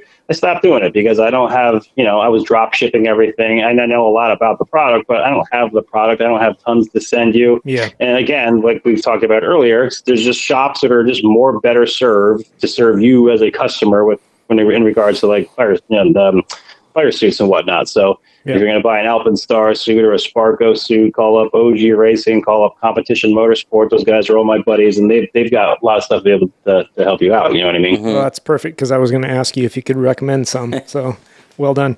Yeah. I mean, I always recommend, and that's the other thing. Like, I don't really recommend, like, I don't really want to drop ship you a suit. I want you to go into a store, put one on, see how it feels, understand the difference between a $500 suit and a $1,500 suit, because there is a big difference outside of just the price, the comfort level and whatnot. So I always recommend, if you're getting into some fire gear, please go somewhere and buy it from those guys and try it on, because they're going to be the ones who serve you the best. So, right on. Well, it's good advice. Yep, for sure. All right. I really appreciate your time. I've got 3 more questions for you. I've got a few. I'm trying to figure out how to integrate them. Okay, well, these are our final 3. I want Mark to answer our final 3. Okay. So, no worries. what car for you is a hard no? As a car guy, if somebody's just going to hand you the keys to a car and you would just say, no, I can't drive that. I can't drive it. I won't drive it. I won't drive it. Yep. I won't drive it. You want me to be controversial? You want me to just pick something that's like a terrible car that nobody would ever want to drive? No, I want you to tell me what car you would not drive. You specifically. It could, controversial or not. Doesn't matter. We've heard a lot of answers, but it's always the best. Probably like for me, like a 924 Porsche. That's right, I said it. A 924 Porsche. No, that's fair. That's okay. Fair. Yeah. Jeremy's a little bit hurt. I'm glad I sold mine. Every time you see them, they're slow as hell, and they're always blowing up, and they're always spinning out. I don't know what it is, but I just have zero interest in driving a 924 Porsche. It just grates you the wrong way.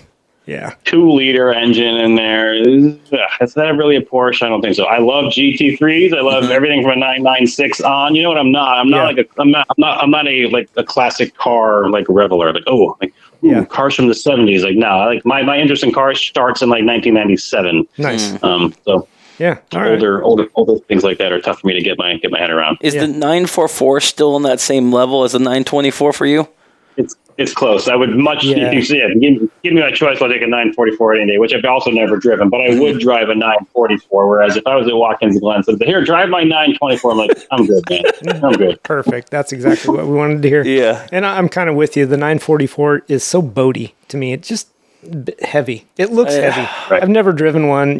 Whatever. It's a front engine 8-cylinder. I know. For me, I'm not a Porsche fan by any means, but I like Porsches that aren't 911s. Yeah. So I like the 9. I like the 914s. I like the 924 and the 44. 928. I really like. 928's better. It still looks like a boat. It's got the V8. Yeah, got the V8.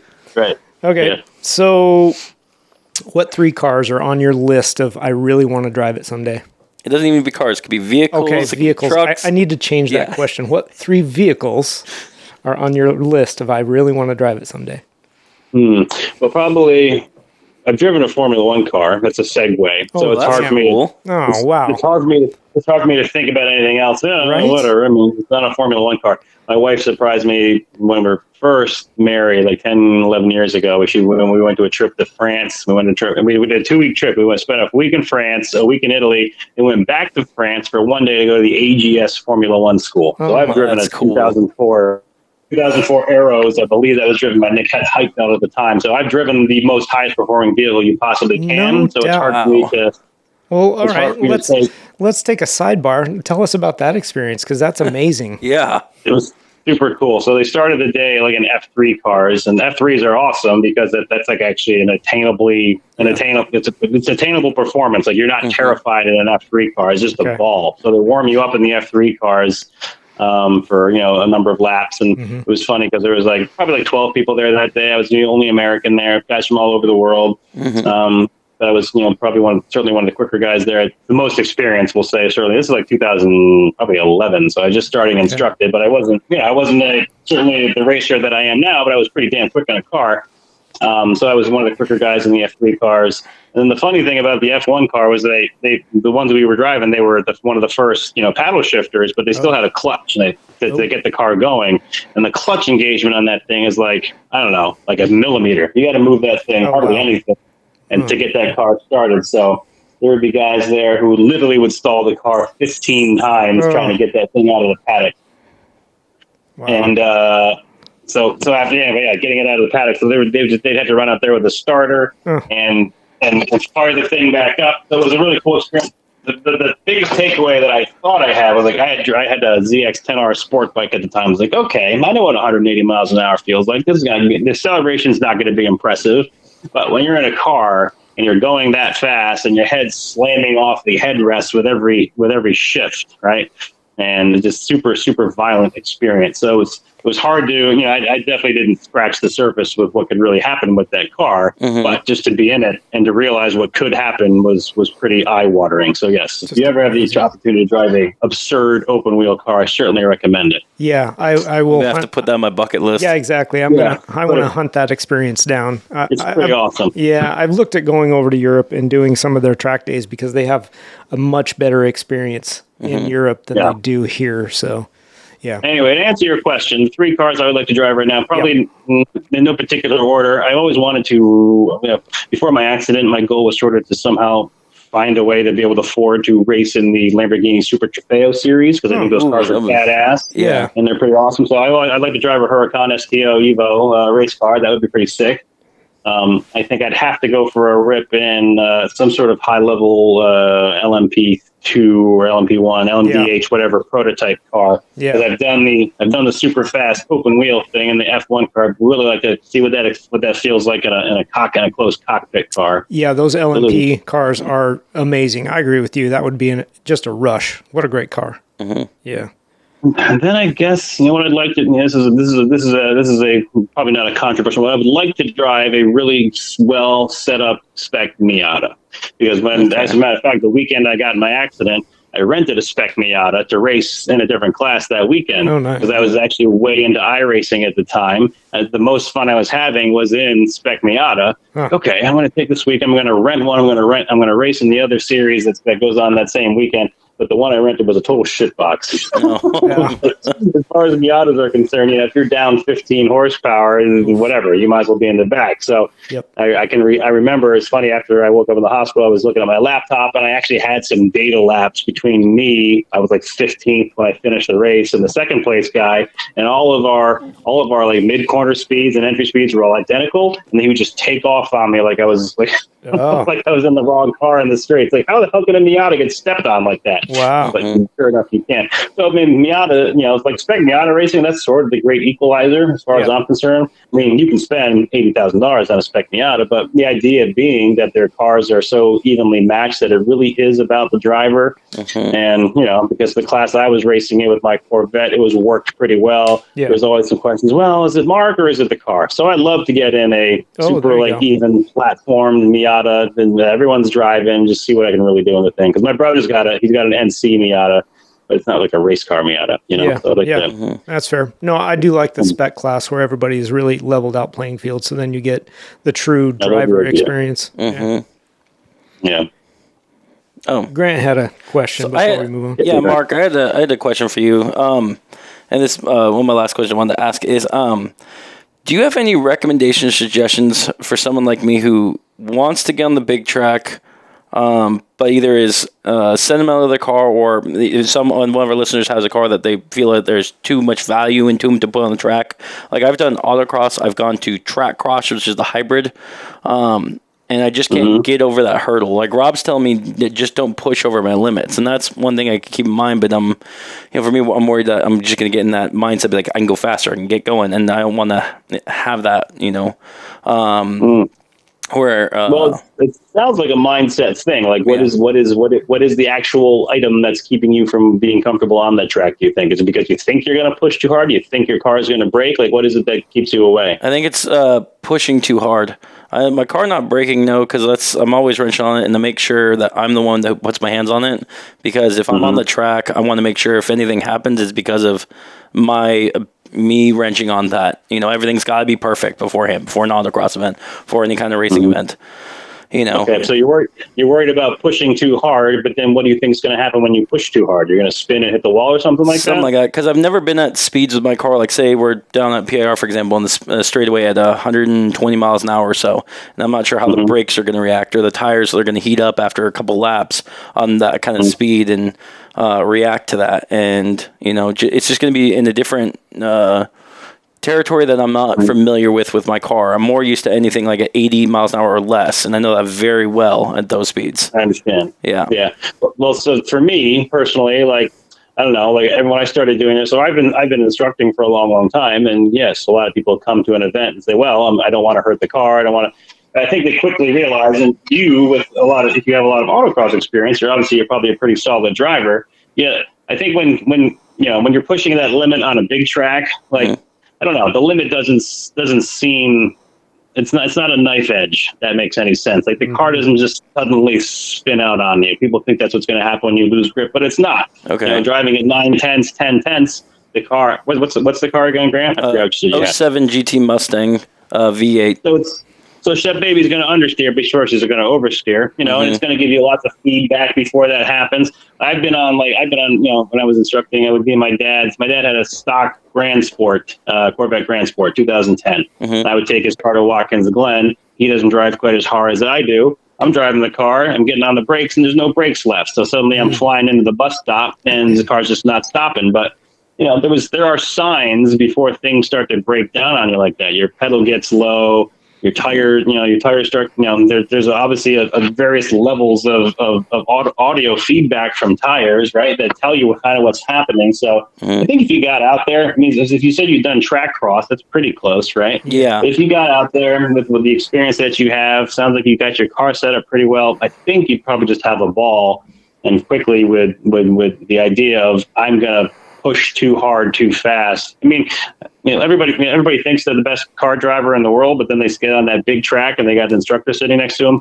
And of course, you should be out there with an instructor. If you're certainly if you got the jitters, but they keep you in check. They're professionals. They know the signs of somebody who's a little above their head or not. So I don't know. It's one of those things you kind of just got to go out and do it. And I think when you do, you'll probably quickly realize that maybe any concerns you had are, out the window pretty quickly. That's what I would say. I would say just get out and do it personally. Yep. Okay. I appreciate that, Mark. That does give me a little bit more confidence. Yeah, I would agree with that. You just work into it. You don't go out there and like Mark said, the car is not going to act funny just because you're driving it harder. And I think that was the biggest thing, is just the how you put it, where it's not going to be a knife edge. That's where I thought it would be. Okay. Yeah. All right. Good. Last thing for you, Mark. Coolest car-related thing you saw this week? Hell did I see this week that was cool? Oh, well, this is dumb, but I just saw this. Probably everybody's seen it by now, but I saw this video of a guy, I believe it was Monza, crashing into the son of Pagani and a Pagani Carrara. Did you guys see that video? I have seen that. Yes, I have.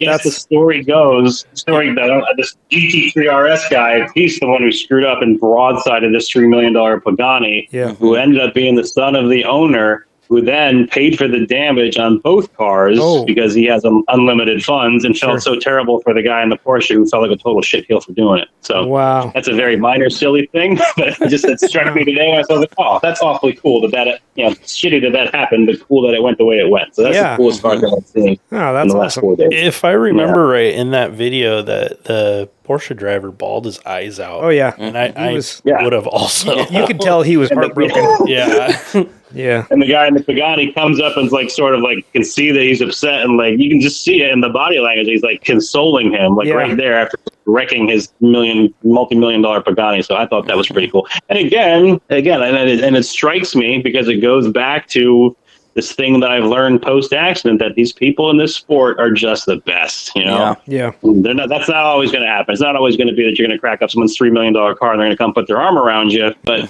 it does, and I feel like it's the only place where it happens with this type of community around us. So this is pretty cool. Yeah, that is pretty cool. I hadn't heard the backstory, the aftermath of it, but that's pretty neat to hear. Very cool. Mark, I really appreciate your time. I know it's Really getting late appreciate there. You're in New York, correct? So, Yes, sir. That's correct. 3 hours ahead.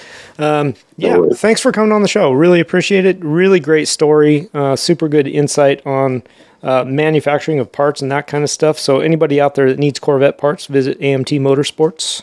Mark will help you out, set you up with some good stuff. I'd be happy to, guys, and I appreciate the opportunity to come and talk to you and tell you a little bit about my background, share my story. Like I said, anytime anyone wants to talk, cars, Corvettes, fire safety, I'm certainly your guy. So, and again, that goes for the listeners as well. Send me an email, give me a phone call, and you can chat my ear off all day long. Works for me. That's awesome. Really appreciate your time. Thanks, Mark. Awesome. Thank you, Mark. Thanks. All right, guys. All right, take care. You got it. All right. Bye. Bye-bye. Wow, that was really cool. That was awesome. That dude That's is. an awesome story. It is an awesome So story. I watched the entire 35 minutes of that thing. Yeah, so did and I actually teared up a couple times. I know it's crazy. Like he went through. That was dark. Yeah. Like I really, I recommend for the listener. We will post this link to Mark's story, his crash story, I guess, and aftermath, and the fire and the recovery, and we'll post that link. I encourage you to take the time to watch it. Like Jeremy said, it's about 35 minutes, but watch it on your lunch break or something. It's worth it. And if you're a racer, I think you're going to get something out of it. I sure have. I'm just like, okay, all right, anything can happen. Like that was just random, right? So I was talking to Grant a little bit about it beforehand, and I was kind of getting the like. Have you ever seen the Charlie video? What about Charlie? no. Okay, so similar type thing, except it was in the fuel industry, right? Okay. Gas. Oh, I have seen Okay. that. Yes. Of So- course, one of our safety days. Absolutely. Yeah. So I've seen that video Yeah. probably a couple dozen times because of Yep. the industry I'm in. We have to. Yep. And very. That one's touching too. That one's like, oh my God. oh, yeah. Yeah. But, I kind of was like, man, I hope this isn't kind of like that. And then Right. it was, but it wasn't. Yeah. Right? Well, you could tell it was a little bit hard for Mark to go through it too. And, yeah. And I talked to him about talking about this before we came on the podcast. I wanted to make sure it was okay. Yeah. And obviously it is. He wants to tell the story and get it out there and let people know that, hey, take care of yourself. This is real, So I really appreciate him doing that. For me, because I have that engineering mind, Yeah. it kind of strikes that what safety equipment is coming next, right? Oh, yeah. 'Cause they have the auto systems, but like I just saw a video for a fire suppression blanket for your kitchen. Really? Oh, yeah. I've seen Toaster that. catches on fire. Yeah. They're saying Really? wrap it with this fire suppression blanket Even and a it'll put it right out. Yeah, even a grease fire on the Yeah. stove, you just throw it over the top and it puts it out. Yeah, Makes sense. I've seen that. It's actually, that's a great tool. I don't And have they're like one. $15 I for know. two of them. Should have it. Yeah. Honestly. Yeah, I that's not bad. actually You have throw it one in in the kitchen. my Amazon cart right now. Do you? Yeah. And I was wondering.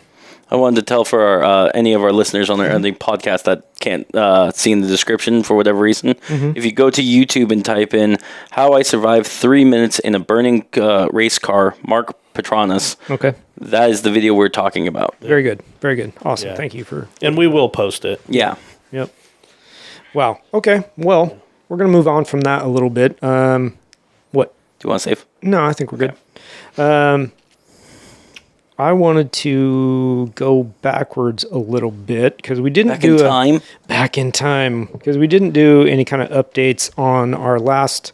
Yes, Jeremy's going to step out and get us beer. So wait, are we that's going awesome. back like a week ago? We going back 100 years ago? We back and go. We're going to set the Cretaceous, time Jurassic machine. period. We're Papa? not going Jurassic. It's not happening. We don't have an Explorer. We've got a DeLorean. Oh, we got a DeLorean Yes. now. Okay, very nice. We're only going back a couple of weeks. A couple of weeks ago. So last week didn't get to talk about the autocross that we had this last weekend, and I feel like we had some good stuff happen. We definitely did. That is for dang sure. For dang sure. For dang sure. And actually, I wanted to jump back a little bit further because this pertains to one of your passions. Yay.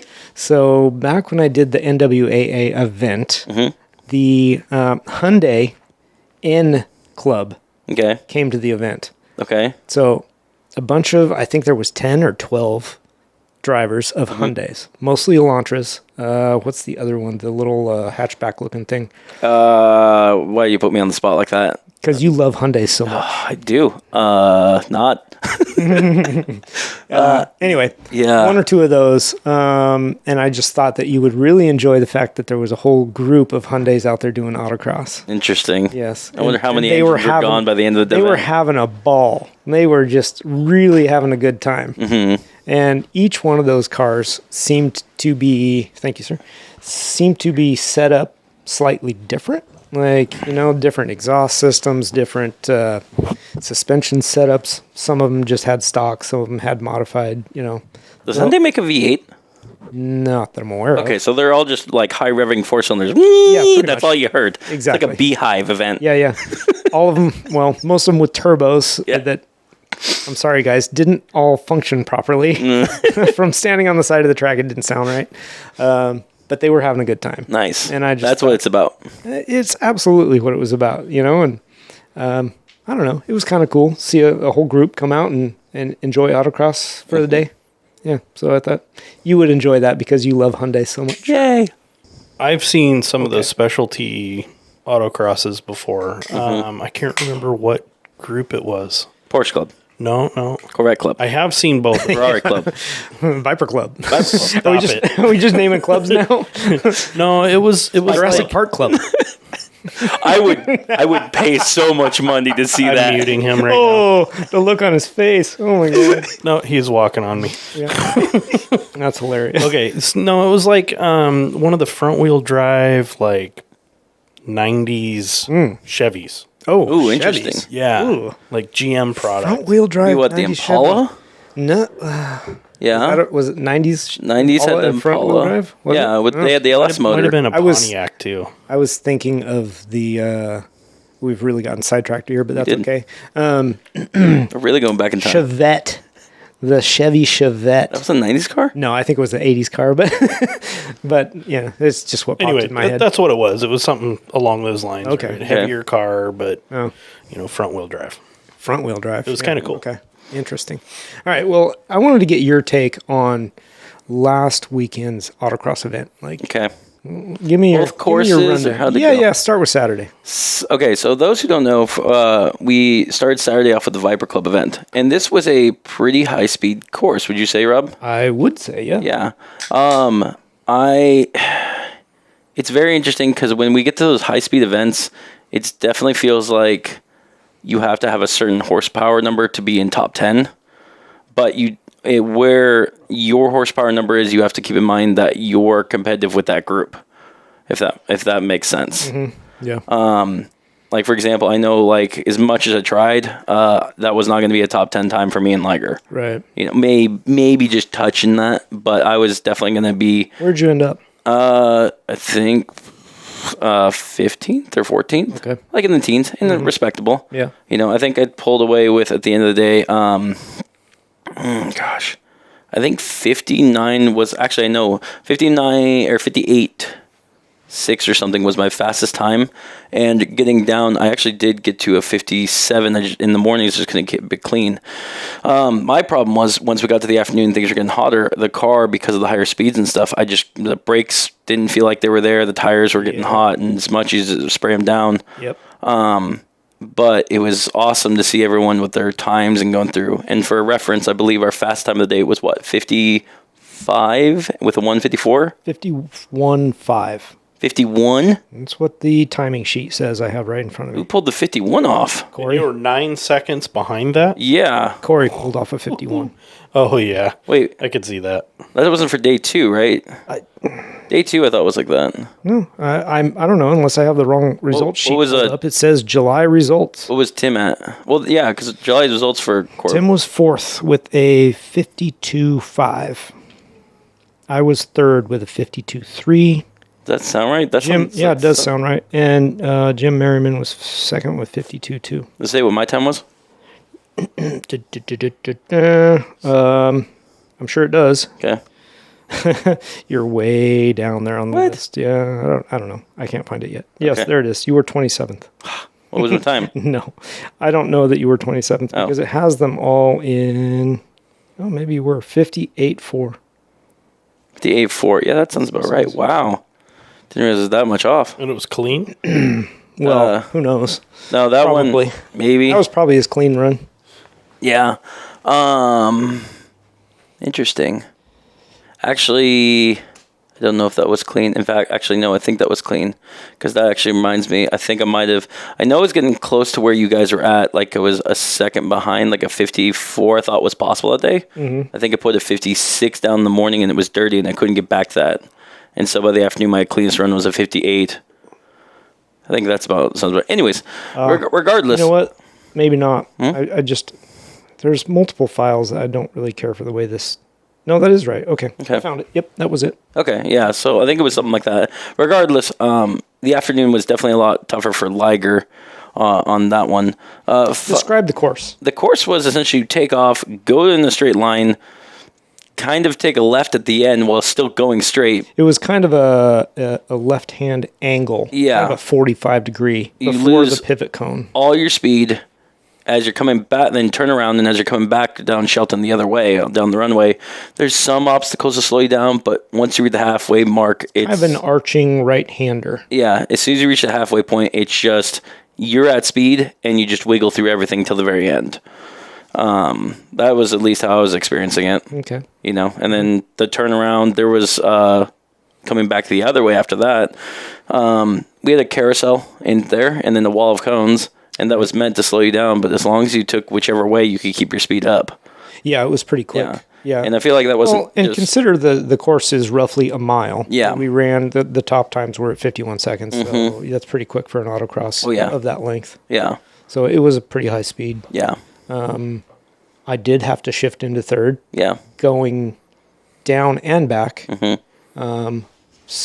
But I was shifting early. I probably could have gotten away with it, but I really didn't want to hit the rev limiter, and I knew it was going to be really close, so I was shifting at like 6,000 RPM. Mm-hmm. And once I looked at the data, I maybe hit 90, 92. Yeah.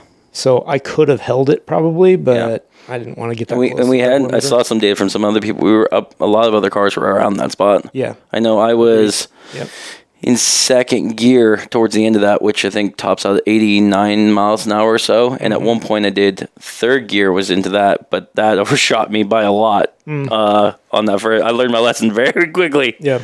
That is too fast to go into third gear on that track. I will say this. I do know when I said the half of the track was you wiggle through it, and it's because they were all quote-unquote eyebrows.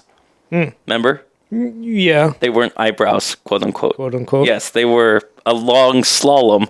Okay. Remember? Yes. Six-cone slalom. Yes, I do recall now. So, because everyone was asking me about, like, hey, what'd you think of the six-cone slalom? I'm like, the eyebrows? Those aren't eyebrows. No. We had a very long discussion with 12 people against me. That's They're right. like, what about the eyebrows? They were not eyebrows. Which then led to Sunday, which Rob's like, Grant, I want you to build some eyebrows. Yes, I did. That's true. So that was for Saturday, that was my contribution to the course, was building eyebrows. Okay. Yeah. Mm-hmm. All right. So tell us, how did your car do on Saturday? How did you feel like Saturday? Yeah. Well, that's the thing, is we put a lot of upgrades into Liger, which I feel like we're going to talk about later on, right? I mean, we can just work it right in if you want. Well, for the upgrades we put into Liger recently was we redid the pads and rotors, and we put on larger RE71s at 295 wide, and readjusted the watts linkage, so it was actually for the first time in line and properly lined up and ready to go. It was squared. It's squared. And I even beforehand bed in the brakes properly with the Talon rotors and pads for the HP Pluses and Hawk. They said you have to go from 60 miles an hour down to 15 miles an hour and repeat that 10 to 20 times, and I just called in the middle at 15. So went on the road, did that, found a good spot of land where I could just do that, no one's around, and break it in. And driving around Liger around the country roads, it felt really well. The brakes were instant, and the handling was spot on. And with Saturday's course, the handling was there. Everything, I was like, this is perfect. What wasn't there was the braking. The braking felt like it was on glass or ice. And I couldn't figure it out. And it might have been because we've been getting to higher speeds, which we're not more used to with, Yeah. But what was weird was, as you talked about, Rob, was later on that day, the brakes felt, 100% back to normal. Even the next day felt normal, but didn't sound normal. Right. Yeah, Which we'll get to that. we'll get to that. Yeah, that was What was your thoughts? interesting course. Like, yeah, that was more high speed than we're used to. We don't typically see that kind of stuff on a regular autocross weekend. Do you know if anyone hit triple digits? I don't believe so. I talked to the guys that ran the higher speeds, and 95 is the highest I heard. I probably shouldn't be saying that for insurance purposes. No, but here we are. People assume. We're gonna say they were fibbing. They didn't really get that fast. No, they did not. Not Their even cars close. were not red. They No. could not get that speed. No, absolutely. Red makes it go faster. Anyway, it's out there now. Allegedly, that was the word. Allegedly, Yeah. allegedly that happened. No, I don't think anybody got that high that fast. The pivot, I don't know. It was fun. I enjoyed the 6-cone slalom. I thought that was really I cool. like that a lot. Yeah, it flowed really good, and the optical look of it as you went through it. You know, if you looked at it just walking the course, you'd be like, "Oh, this is going to be kind of tough," because it felt like from the end of the 6th cone to the start of the 1st cone and the next, it didn't appear that there was a whole lot of room in there. But as you drove it, it felt really smooth. Yeah. Yeah, I kind of liked it. I thought it was really good. And I liked the return section up into the stop box where he had the, what did he call it? A roundabout. Yeah, roundabout. Where the roundabout was. I was thinking on the map when I saw it, it was going to be larger. That kind of like an actual full size like you would on the road. Yeah. Because that, I think, would be an interesting feature to try one of these days. It'd be terrible. Be But different. yeah. Or say you have to John do one would set complete that turn and then go through. John would set that up. Yeah, you have to go all the way around. I would be down for that. Like if I would not. If That it would was be at terrible. the start, It'd be ridiculous. if it was at the start and you had to go I all the way don't through. like gimmicks. Well, it feels gimmicky but to think me. about It's this. something Ryan would set up. But it's also, you put, how much could your car take it before the skid wouldn't give out? Yeah. That's a lot given through that, you know? No, that's true. Yeah. Yeah. There is a lot of speed to be gained or lost there, potentially, I suppose. But Or at least just have it where it's round and come back I've through. run those kind of tracks before, and it's just not. I don't know. It's not for me. I guess that's my opinion. Of course, some people like that kind of stuff. I don't really care for it. I feel like it's a gimmick. We should play around with it and see if we can get it past the gimmick and actually make it usable. Well, yeah, I think part of the problem with it is timing, because you are a feature like that. No matter which end of the course you put it on, for us specifically, because we start in the center of the course and run each direction, right? And you have to start a car after.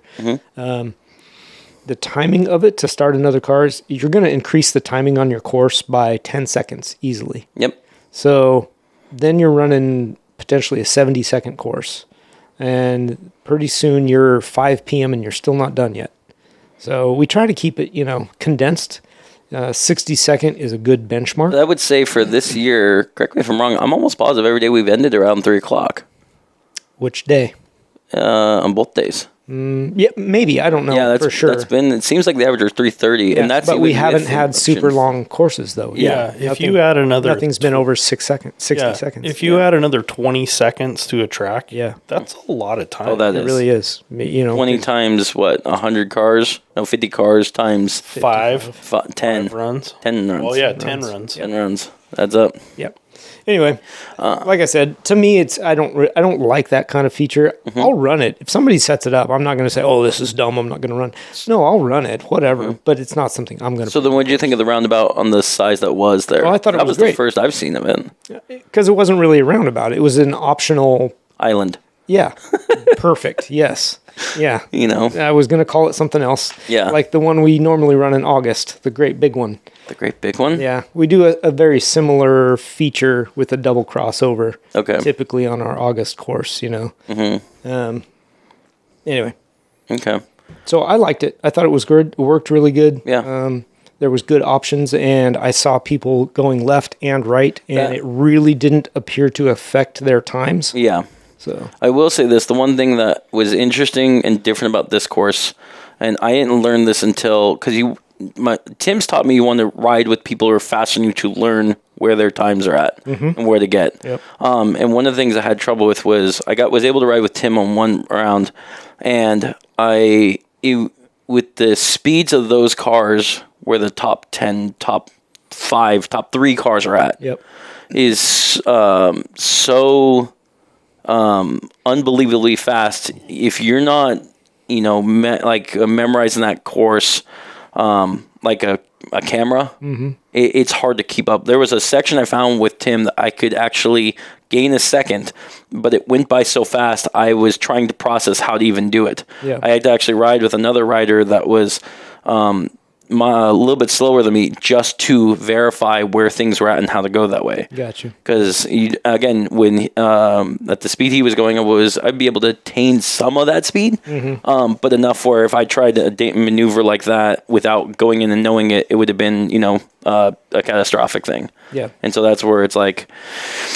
well, I think you had mentioned something close to the same when you rode with me. Mm-hmm. Yeah. It's like, wait, I'm still trying to process what we just did. Yeah. And it's, like I was saying, like with this course, for example, like there's definitely, because of how high speed there was definitely groups of like horsepower wise. Yeah. And there's definitely sections where if you're riding with a fast driver, you can take in that information and know where to get speed from it. But also you got to be prepared for, okay, they're going this fast. I have got milliseconds to see and memorize where they're doing, feeling the car out, looking at the driver, seeing where they're placing the car, where are the cones at, what's the speed, how does it feel, and sometimes it takes more than once to get that through. Yeah. Yeah. No, you're right. Especially getting used to seeing it that fast, right?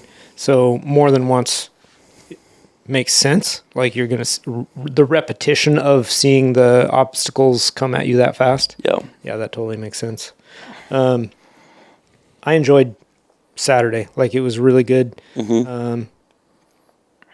I ended up third, which is great. My car handled well. Congrats. I was happy about that. Yeah, I thought it was a great weekend, great day. Take us through Sunday. Sunday was very hot. Yeah. And I walked around and didn't get a sunburn, but my head was bright. Oh, you're talking about the track. Okay, you want me to talk about that? Okay. I don't even know how I should start that or whatnot, because I added some obstacle, but I went and came back. Because do we talk about the track as though when we started on Sunday, or do we talk about when you and me drove it and changed up? Let's talk about that after. Okay. So with Sunday's event, it was a very flowy course, and it was a course that was at moderate speed, and I think that it more, instead of the higher horse, it was not a horsepower track day. It was more of a where can your car grip and how can the driver react to each task coming through. I would agree. Yeah. And that's one of the things that made it flow really well, and I think the fast driver's the one who could make it flow the best without upsetting the car the most. Yep. It was technical. I mean, you had to be precise and fast at the same time. Yeah. Like otherwise you're knocking cones, and there was a fast way through it. If you were precise, I guess that's a good way to put it. No, exactly. Yeah. And we did have an optional from the beginning, an optional slalom, which you and me both had different opinions on which way to go. Yep. I tried it both ways, but my original way I went, I think, was still, in my opinion, for my setup of car, was different. Yeah. And I think that's the other thing is you can come up with optional things and people can say, oh, this is fast, this is fast, this is faster. But in this case, it was it's faster, but is it faster for the type of car you're going? I agree with you. Yes. Whereas I think we talked about that on Sunday too. I think your car was set up better to go left on the slalom while I could hold right. Correct. So because the main thing was the weight of the car and the way I'm coming out of it, it's going to push as it's coming out. And if I'm going that way, it's losing time. And I think that's something that, other drivers need to also consider when they're going through, not just be like, oh, if you come out this way, you'll end up at the end right here. It's what is your car personally going to do? Yeah. Is it a Porsche? Is the back end going to want to kind of wiggle more? Is it, a front wheel drive car where it's going to dig in? Right. How is that going to set you up for the next one, and the next one, and the next one? Or a car like Liger with a lot of body roll. It doesn't have that much body roll. Don't even start. Compared to a Corvette. Yeah. A little bit. Yeah. It's got a little bit, but honestly, that's what made you better set up to go to the left. Yeah. And it didn't affect you coming out on the other side at the end of the slalom to do the crossover, whereas for mine, I could hold the right-hand side and carry a shit ton of speed, and then it set me up better to go through the crossover. Yeah. Coming out the other end of it. Yeah. I will say this though, the one thing I did notice about this course, which we'll talk about later, is the lag in Liger was way more noticeable because there was times I would have to downshift to first. Yep. And in autocross, most people think why would you downshift to first? And have a car with no low end. If you have a car with no low end, as well as also my driving style, I think goes into that hand in hand. Because I grew up driving, cars with way high rev limits, 8,500, 9,000 RPM, and just kind of getting used to being up in the red. That's valid. So, that works to my advantage, but at times, like with this course where it forces you to, like, again, flows well, but you have to lose your speed, to downshift was detrimental to me, not being able to pick up that extra speed. You'd literally sit there and just be like, why are we going slow? Which we'll talk about in a moment. Yes, we will. Yeah. So. Yep. I think, I didn't pull the results, but I think, what'd you get on Sunday? I can look it up. I don't know. Like I said, normally I think I'm in the teens is where I'm at, but I could be wrong in this one too. Look at that. Oh, I thought I had it. Talk amongst yourselves. Jeremy, I wish you were there. It was fun. Yeah. Yeah. It's been a busy summer. It definitely has been. No. So I know you're missing the following weekend though, Jeremy. We need to get you out there one of these days. Okay. I don't. Oof. Yeah, it's probably not going to happen. We'll have to look at that. Yeah. So, yes, top time was Tim, 54.3. Woo, Tim. Bailey got second, 54.5. I got third with a 54.6. Where are you? Counting. Oh, my goodness. I'm not that far down. Third both days? Yeah, I did. Nice. Yeah. You got the copper antlers. Nice. Oh, yeah? You were 16th with a 58.6. That makes sense. Like I said, I'm normally in the teens, I feel like, with the club. Yeah. On a bad day, if I'm in the 20s. I feel like 16, 17, that was a little lower than your normal. I thought you were more like 12, 13 usually. Typically, yeah. But I think, I'm not really sure. All right, let's talk about course setup. Do you think, on a side tangent, that's not including driver skill, but including car skill for what car versus car or what our club brings and stuff, that's pretty decent for a car setup, being in the teens? Yeah. Looking at who's ahead of you, I think that's actually quite good. Let's see. We've got... I'm just browsing through the names of, like, who's in front of you.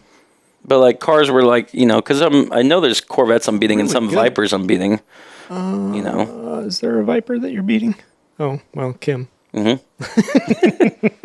Sorry, Kim. Sorry, Kim. I think I'm beating Tony, too. Tony got 31st. Stephanie?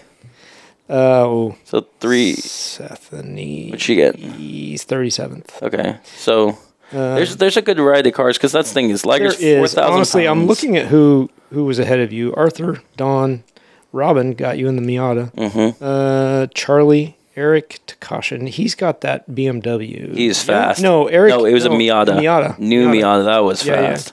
Yeah. Eric also went to the NWAA. He's a good driver. Yes, he is. John Vitoni. Last Viper. week's guest. Yes. Yep. Did he bring out the purple Viper? No, he used Charlie's. But he is working on the Miata. I know he is. Yes. Finally talked him into it. We guilted him into it. I did talk to Charlie too, and I told him, hey, you can't let John drive his car anymore. So that he has to work on the Miata.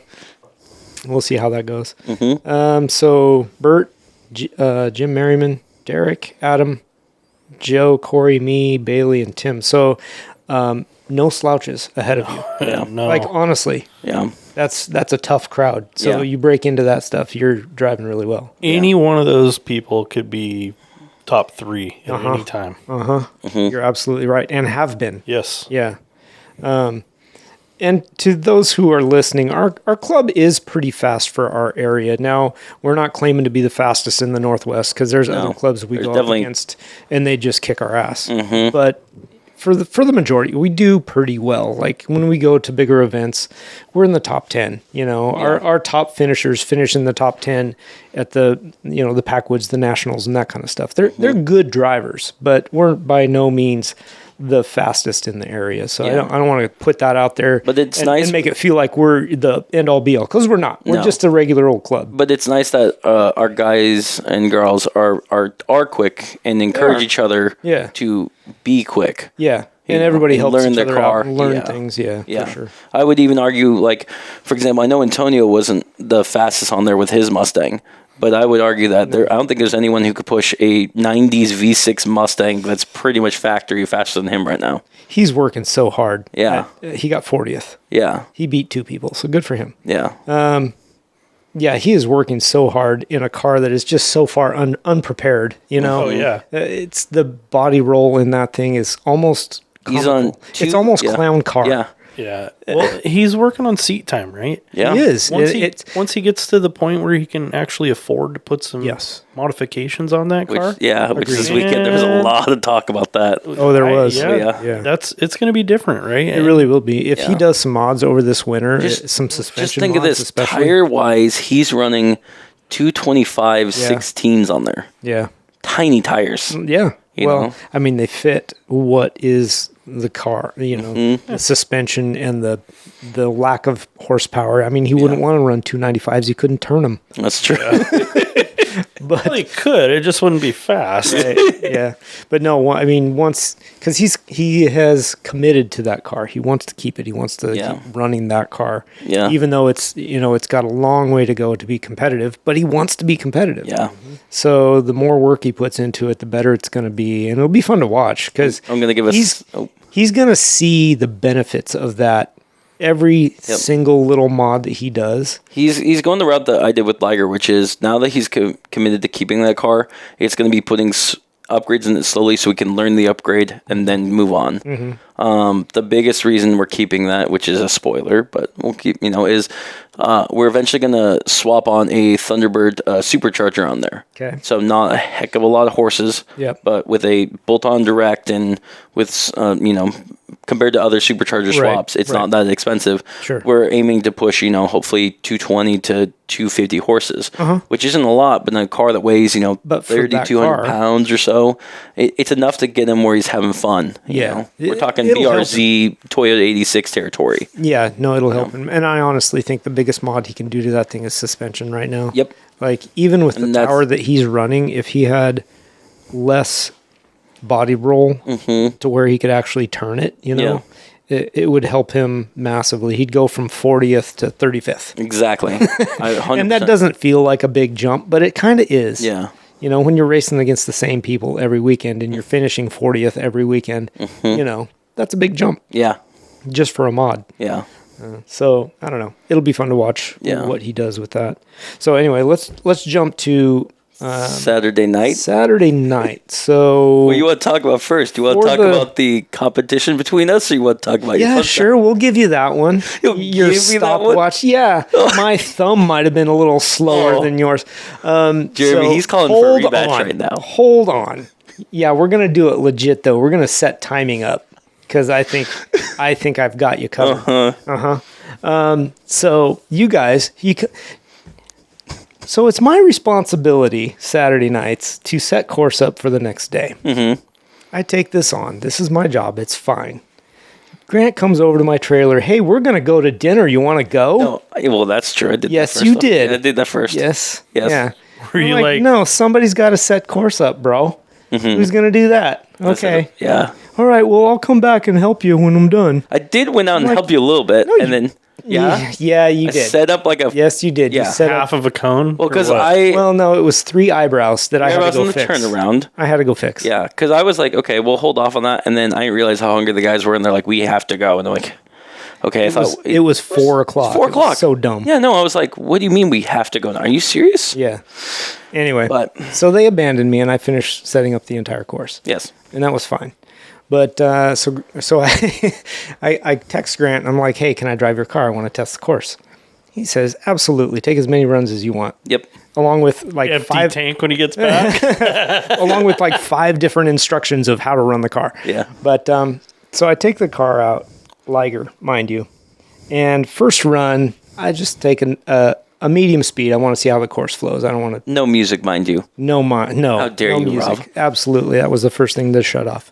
But I'm like, something's not right. The brakes are not right. Something. I mean, it grinds like there is no brake pad. It sounds to me like rivets are gouging into the rotors. That's what it sounds like. Yeah. I heard it the other day when I was riding with him. Okay, so it's still I'd doing like to it. hear your thoughts on that. So I stop Yeah. and, of course, make a few adjustments. I'm like, all right, there's a couple things I want to move. Visually, it doesn't, I want to be able to, my courses, you have to be able to read it when you're driving it. Yeah. I don't want any questions. So I go adjust a few things. I look at the brakes when I come back. All right, and I don't see anything, whatever. Get in, drive it a little bit harder. Yeah, it's still grinding. I'm like, man, this is not right. I don't like it. But I drive it anyway. I take one more lap in it. I think somebody rode with me, and I think maybe it was John. Was it John? John said he rode with you, Okay. I think. Yeah. All right. Yeah. And I'm just like, no, this is not right. I think we stopped and smoke is coming off the back brakes. I'm like, yeah, something's wrong here. So I stop. I go fix a few things on the course. I adjust a little here and there, I got it to where I like it. Arthur comes out with his car. I'm going to drive his car. So I drive his. His has no brakes at all. None. So you went from grinding brakes to No brakes. oh shit. No, Arthur's car is a C7 Z06, okay? And he's like, yeah, I want you to drive it. I'm not real impressed with these brake pads. Yeah, there was none. It was scary. I kind of want to. It's 2 foot on the brake pedal, push as hard as you can, and it doesn't want to stop. Kind of want to throw Arthur in Liger now and see his reaction. Well, at least he could stop. Exactly. It might sound really bad, but at least it would stop. So I took, 2 runs in Arthur's car, and I'm like, nope, I'm not driving that anymore. I gave it back to him. He's like, yeah, you're right. Those brakes are terrible. Yeah. You got to fix that. Oh my gosh, so bad. So then Grant comes back finally, and we're like, okay. His happy charming, like, hi. Hi, how's it going? So Grant comes back. All right, go drive the course. So Grant's out there driving, blah, blah, blah. I don't think I rode with the first lap. No, I took 2 ends. I took one just to kind of see it, and then the second one was a hot lap. Yep. Yeah. And then I'm like, so you didn't hear that? No, the radio was too loud. Turn the radio off and take another lap. Okay. Listen for the brakes. He's then- like, no, that's normal. Yeah. That is not normal. Normal. Grinding. All right. So then he gets out of the car. Okay, look at your back brakes. The pads, the paint on the back of the pads is literally burnt off. Bubbled off. No, burnt. Huh? Not just bubbled. They're like burnt. Yeah. Why is it? I don't know. Don't know either. I don't know. But- because the rotors look good. Everything looks good. There's nothing. It doesn't appear to be quote unquote hanging up. The fluid wasn't boiled over either, which is weird. But it grinds, and I don't know where the grinding is coming from. So also, just the listener knows, this is the first time I've run these HP Plus pads. HP Pluses. Which is definitely a more aggressive pad than I have in the past, as well as the first time I run the combo with the Hawk Talon rotors, which is also a different. They're still steel, I think, but I know Yes, they have they're steel. They have a coating on them though. But you told me this is normal. That's a normal sound. Well, the sound is so the sound of like the when you push onto it is the rumble. That is normal for me, but the grinding sound, I don't know. Jeremy's got something he's gonna say. Okay. Yeah, go ahead. So there's 2 sounds that you hear, Yes, and you probably don't hear them because your music's too loud. you heard the murder correct. giggle. So yeah, watch out for the murder. there is a grinding sound, Okay, and I was on the street with him. Okay, no music, by the way. no music. We made sure. It was weird. I don't have music playing. Oh, he wanted me to listen to the brakes. Yeah. That too. So it did have a grinding noise, but what he's talking about is the grab and the ABS. release of the ABS system. Yeah. So that's what he was hearing, and Okay. maybe I would attribute some of that sound to that, but Yeah. not all of it. Yeah. Okay. Well, to be fair, But if the back brake is smoking, I know something. I wrong. hope you've pulled that off and looked at it already. So yeah, no, did. Liger's been in the air, and I've taken a look. So there's no gouging on any of the rotors on front and back. The pads all look fine. Yep. There's no. We saw on the back of the pads there was a noticeable color change. One was white, and I'm like, is this? I'm trying to figure out if it was burning of the grease, the high temp grease that you put on the back of it. I couldn't find anything wrong with those pads or brakes or anything. Fluid's good. Just so also the listener knows, also at the beginning of the year, beginning of this year, the front calipers are replaced. Rear calipers, I don't know if I replaced those or not. ABS module was replaced. Brake fluid was replaced and bled, including with the ABS module bled off too using a computer.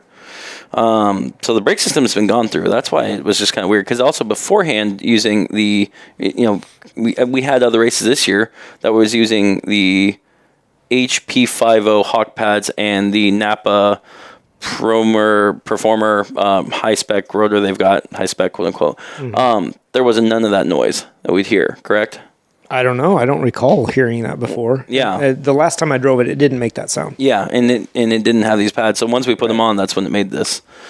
So, which is very interesting because I use the super aggressive DTC 70s on my car, and they are silent. Yeah. You do not hear grinding. You do not hear stuff like that. And I do know and I would be really suspect if you did. I'd be like, something's not right. I know you're supposed to hear like a metal scrape noise. Because it says on the reviews, I've seen YouTube videos of that, like when it sounds like you're on the wear tabs. It sounds like that. Interesting. And that makes sense. Like we heard that a little bit going through, but not grinding noise. No, I haven't heard anything like that. So we took a couple more laps, both Grant and I, in the Mustang.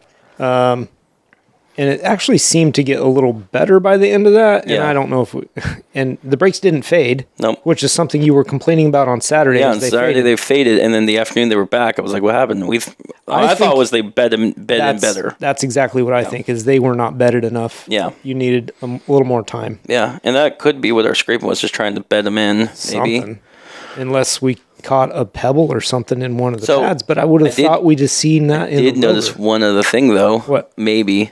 Because there's wheel weights on the inside. I saw one that's right. wheel weight gone. Yeah. But I also couldn't find that in the rotors or anything like that. Well, it could have ejected itself. What are those weights made out of now? Lead. Are they well, lead they or used zinc? to be lead. No. I don't know. Actually, that's a good question. Yeah, I don't know. But yeah. I guess that totally could be something hung up in there, and then when it finally cleared, it kind of went away. Probably. So get to your happy point. The big thing was we appeared in the thing, This is hilarious. I'm sitting in the driver's like, wow, that was fast, and I was like, yeah, that was okay. Hey, that was an okay lap. And I go, you think you could do better? He goes, I know I could do better.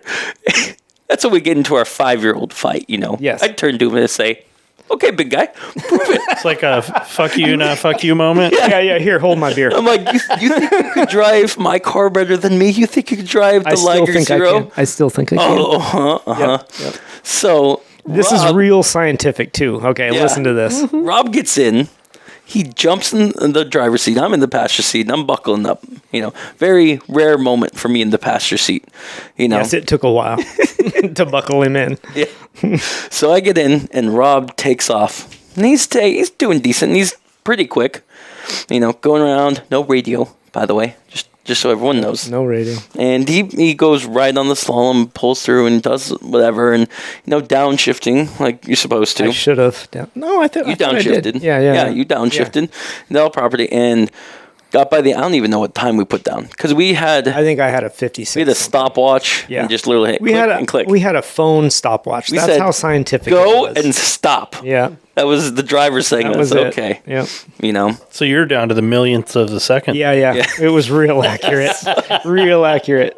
So I say, okay, Rob, that's... Actually, I don't know what we were running, 59, 58. I think it was no, in fact, I know it was a 102. Oh, that's right. It was a 102. Okay. Is what you had down. Yes. And it's different from our times like that we have with the other thing because, anyways.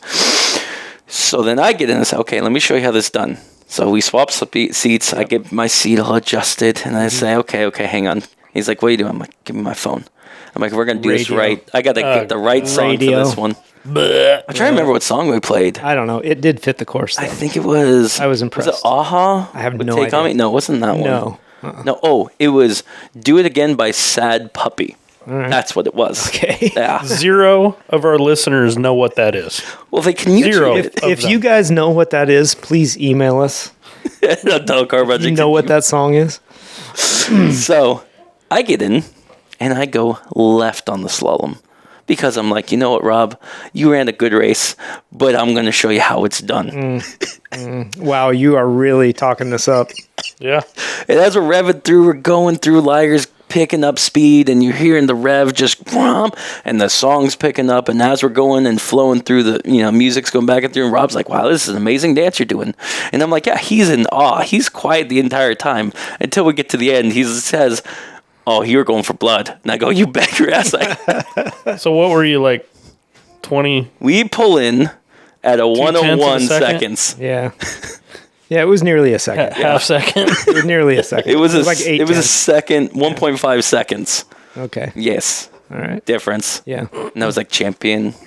To Grant's advantage, but I still think it was because I was quicker on the stopwatch. I will say you're one of the Probably, fastest yeah. people who've driven Liger. Yeah. Yeah. I think the only other person, there's been one person I know who has driven Liger faster than me consistently, which was Steven Savas. He's a fantastic driver. He's a good driver. He's very yeah. calculated. Yeah. So here's the challenge. Here's what we need to do next weekend. Get 10 drivers. No, well, if you want 10 different people driving your car, I'm down for that. I'd like to see because it's a challenge. I'll tell you what. okay. Well, you won't have any tires. A lot of wear and tear. It is a lot of wear and tear.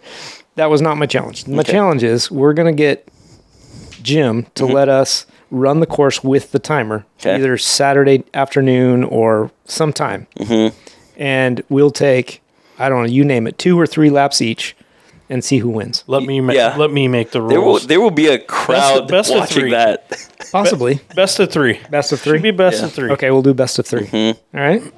Sound good? Sounds good. Well, here's the question. Okay. Because that means the second person who runs it is going to have a harder car with hotter tires and stuff and brakes. Coin flip, or we alternate?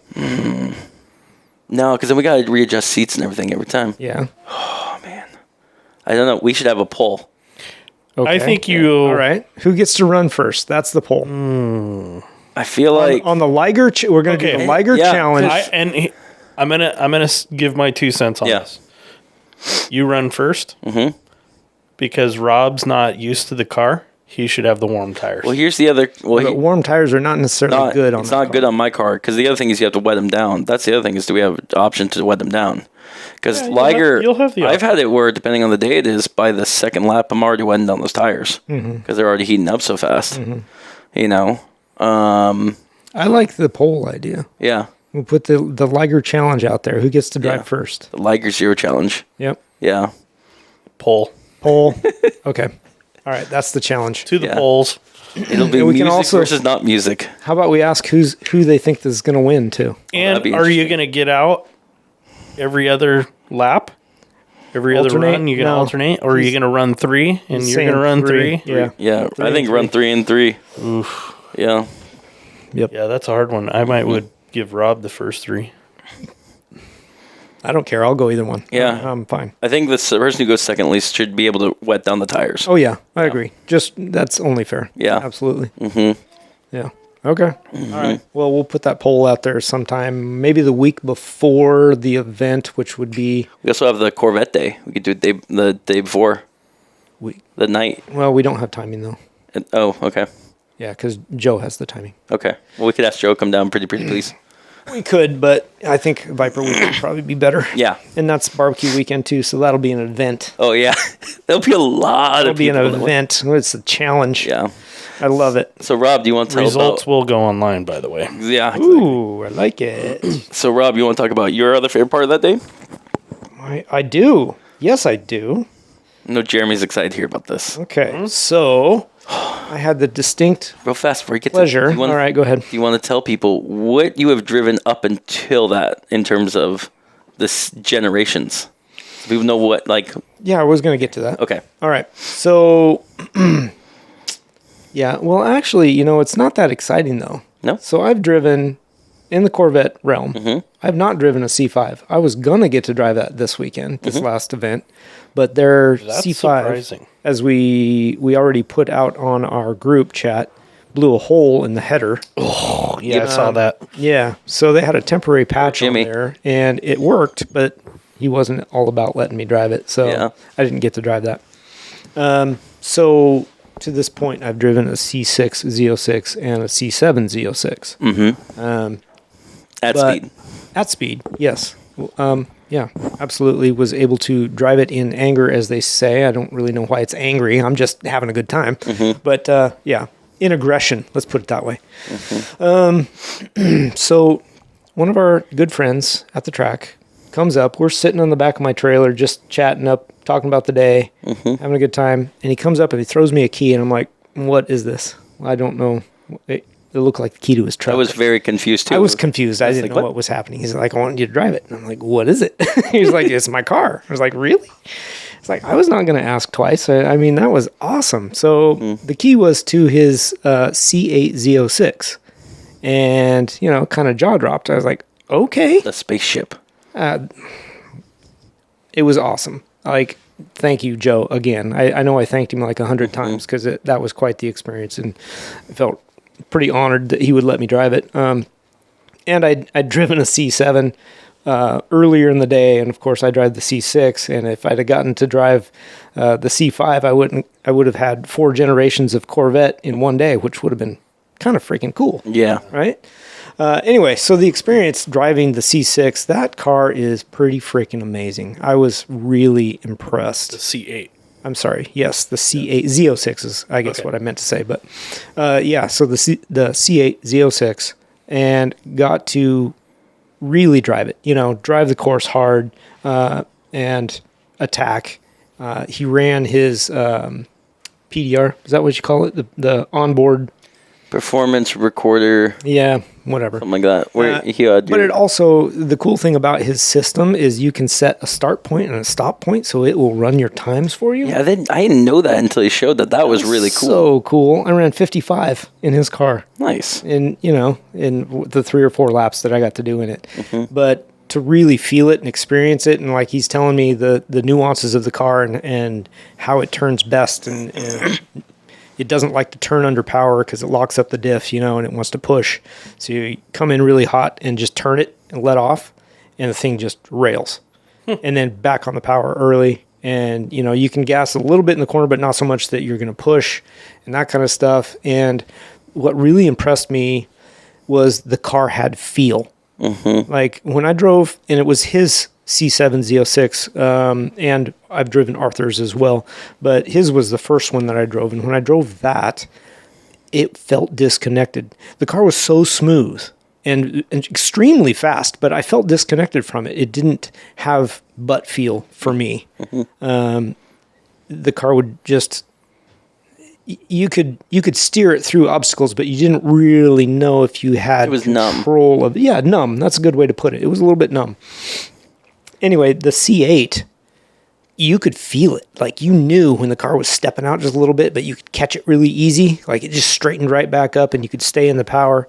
And the shifting in the car was really spot on, very quick, very reactive. The other thing I noticed is no turbo lag. Like, there was no turbo in it. That's a turbo. Oh, it's a supercharged. Naturally aspirated. Is it really? Well, my bad. Yeah. I thought that was a turbo car. Well, it's no wonder it had no lag. Yep. Dumbass. Yep. Red line of 8,500 RPM, right? Pretty high. I don't remember. Yeah. No, see, that's funny because I did think it was a turboed car because of, supercar. They're getting the smaller motors and the turbos and all the stuff. We find out that's really funny. 3 days, the turbo version, which is the ZR1 turbo. Oh, that's what I was thinking of. Okay. All right. Well, very impressive because there was no lag. Like, even just like you step on it and that thing just goes rocket ship. It was on. It was on right now. Just boom. And the shifting, like I said, there was no lag in the shifting. It was really impressive. And I guess the biggest impression to me was the feel of the car. You could actually feel what it was doing, which I was concerned about with those cars. I thought, man, you're just going to be, it's just another disconnected, too much electronics, too much blah, blah, blah. Of course, he turned off, all the nannies and stuff like that. Yeah. Everything that will turn off. I know there's a certain amount of those that won't shut off all the way, but it didn't seem to affect the handling of the car. There was a couple of times it stepped out on me, but like I said, you could just counter into it and it would snap right back into place and just go. It was really impressive. I liked it a lot. As a race car. Yeah. The cockpit is very race car. I don't know how. Spaceship. Yeah. Might not be super comfortable jumping in to drive, Long distances. across town. I don't know. The seats, across town might be fine, but yeah. driving Seats are super comfortable and that kind of stuff, but it is very disconnected. If you've ever seen the inside of one of those cars, for the listener, there's a great big column in between you and the passenger seat. Yeah. So, like, if you've got somebody with you, you're a bit disconnected in that respect. But how did the steering wheel feel? I know, for example, on YouTube, some people have discussed about how it's not the most ergonomic thing, but in the Z06, I don't know if that's got a quicker gear ratio turn-in box. So, like, is it actually, like, when you turn, quick. it, like, you didn't have to flip the wheel around as much? It was... Well, in the turnarounds, you still had to flip it over pretty much. And it is quick. It does have a different feel because what do they call it? The ovaled, not really ovaled. It's flat bottom, flat top. It's kind of what it felt like. Oh, kind of like a Formula car. Sort of. Yeah. A little bit. Did this have, kind of a small steering wheel like that. I can't remember. Does this have the shifting lights on the thing? Didn't even notice. Okay. No, I don't think it must not. Okay. But I mean, the car shifts for you. You don't even need to worry about it, right? Yeah. Did you drive in automatic mode, not manual? I believe I did. Yeah. Okay. Yeah.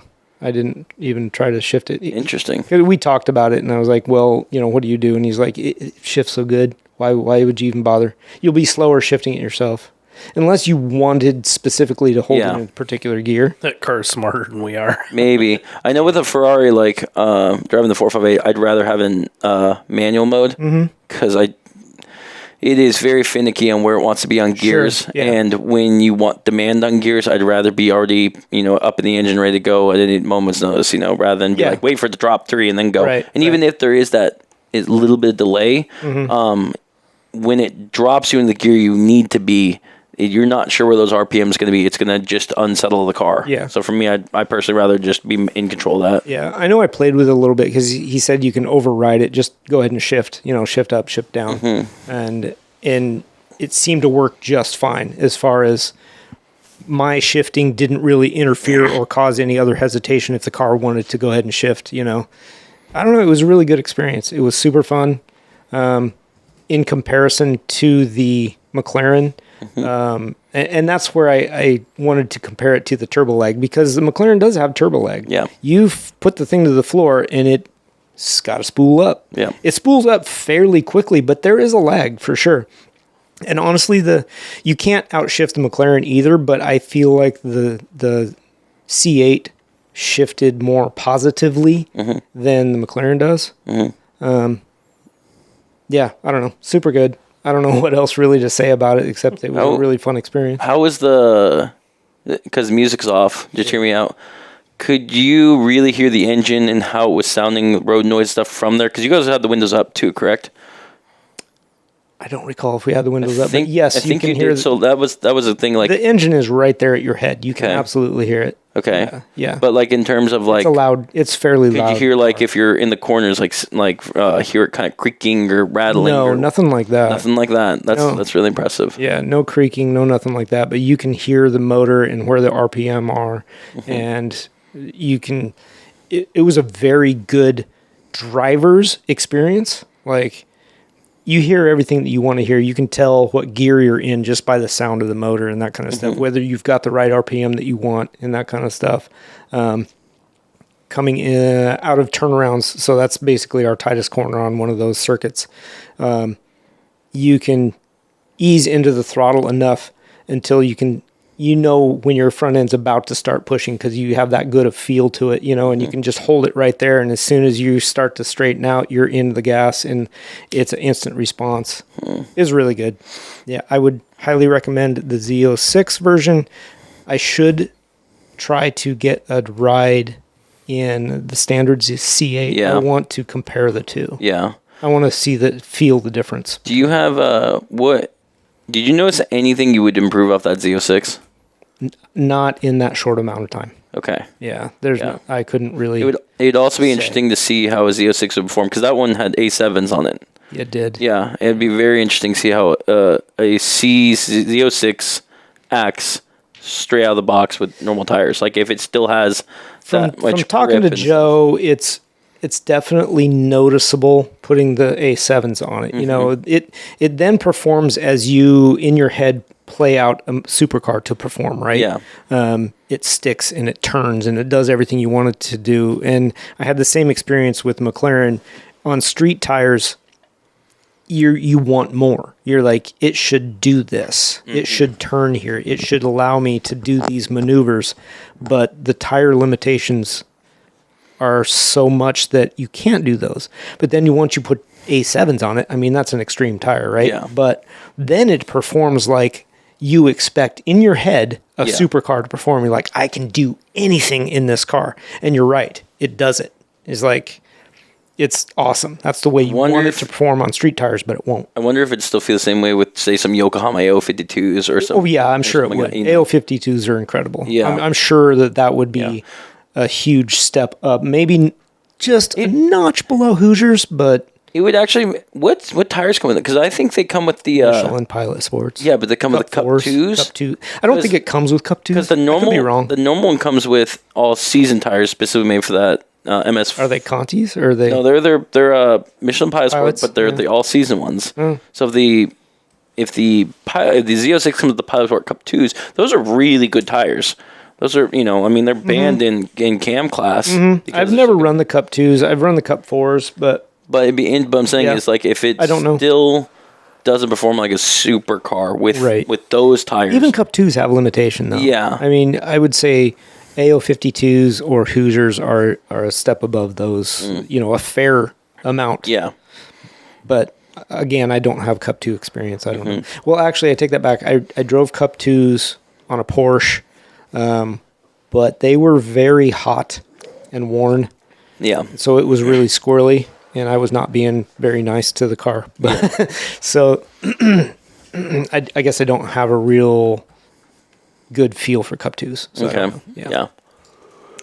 Anyway, again, thank you, Joe. Amazing experience. It was awesome watching you guys. I got video and pictures of you guys. Oh, yeah. I want to post up. Kind of fun driving 3 different generations of that was really cool. Yeah. And honestly, I was so happy with how my car performed this weekend. And it's funny, we can get into some of the project portion of our cars from getting ready for this weekend and afterwards, because I took my car home. Everybody, I've said it several times, I changed out all the bushings and motor mounts and that kind of stuff. I had to do the realignment and everything. And after talking to Mark, you got now more upgrades you got to throw at it. Mark? Yeah. Mark. Oh, that Mark. Yes. Oh, yes. Petronis. Yeah. My head went straight to Mark Woodall because I was at the autocross, right? Yeah. I will be looking into that mod for sure. But so I did all the bushings and the motor mounts and camber and all that stuff. But I took it home because I noticed Saturday on the long run down to the first turn, my steering wheel was off just a little bit, which is kind of funny because I drove it on the street and everything seemed to be fine. I'm like, well, that's really weird, but okay. It didn't move any more than that all weekend, but I was like, I'm going to have to fix that because that will drive me insane. Yeah. So I put it up on the lift and I got all the alignment stuff out and I checked it, and it was off. It was way off.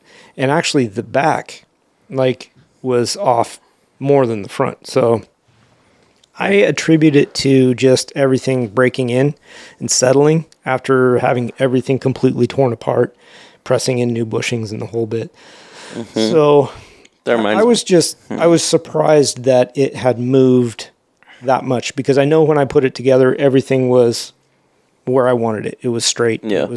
It was camber was right. But yeah, things moved a lot. So I've got it readjusted now and all tightened back down. We'll see if it holds. That reminds me, I need to do my alignment. I want to, you need to bring that over. Yeah. I want to let the listener know, because before I did the bushings, talking to other people, I had heard that, and this is part of why I didn't do it sooner, it's a royal pain in the ass. Like, it's a huge job. Some people are like, nope, I would never do it again. I would send it out. I would not, I would spend whatever money it takes to have somebody else do it. It's not, if you drive a Corvette and you want to do this, it's not that big a deal. It took me, I don't know, I did it over 2 days. How many hours? 4 to 6 probably to change out 6. But you're also used to working in mechanics. bushings. Like, could you recommend the same with someone who just bought a Corvette, maybe knows a wrench but not much about mechanicry? I wouldn't recommend it to somebody that is not well versed at working on their car. I would not recommend that. But if you're used to messing with your car, if you've changed a clutch in the Corvette, you can do this. I don't know what else to like really. Maybe if you've changed out the shocks in your Corvette, you've got coilovers in it now, and you've done some work there, you can do this. I took it. It requires a press, so I have a 12-ton press. That's not me. Just a Harbor Freight. No, here, step on this, Grant. It's just a Harbor Freight unit, because I bought it a long time ago, doing some ball joints in some other vehicle, and I've just always had it around, and I use it every now and then. But it was the perfect tool for it. You get that stuff wedged in there, and you press those old ones out, and you do the reverse and press the new ones in. Do you have to use any heat? I did not. That's good. Yeah. So that was part of the thing that I had read that, you got to heat them up, you got to do this and that. And not so. If you buy the right kit that has the pins that go with the kit, so you don't have to reuse the old pins, then you don't have to heat anything up. You can do it cold. That's good. Yep. Press them right out. I don't know, since I didn't do sphericals, metal sphericals, I did poly. Those are pressable. I don't know what you have to do for metal sphericals, because that's a real positive fit. Plus the machining on those control arms isn't always perfect. If you're doing metals, I might send them out to somebody else, because they have to remachine that stuff and make it perfect. Yeah, exactly. Yeah. I did poly bushings on Liger, I think 2 years ago.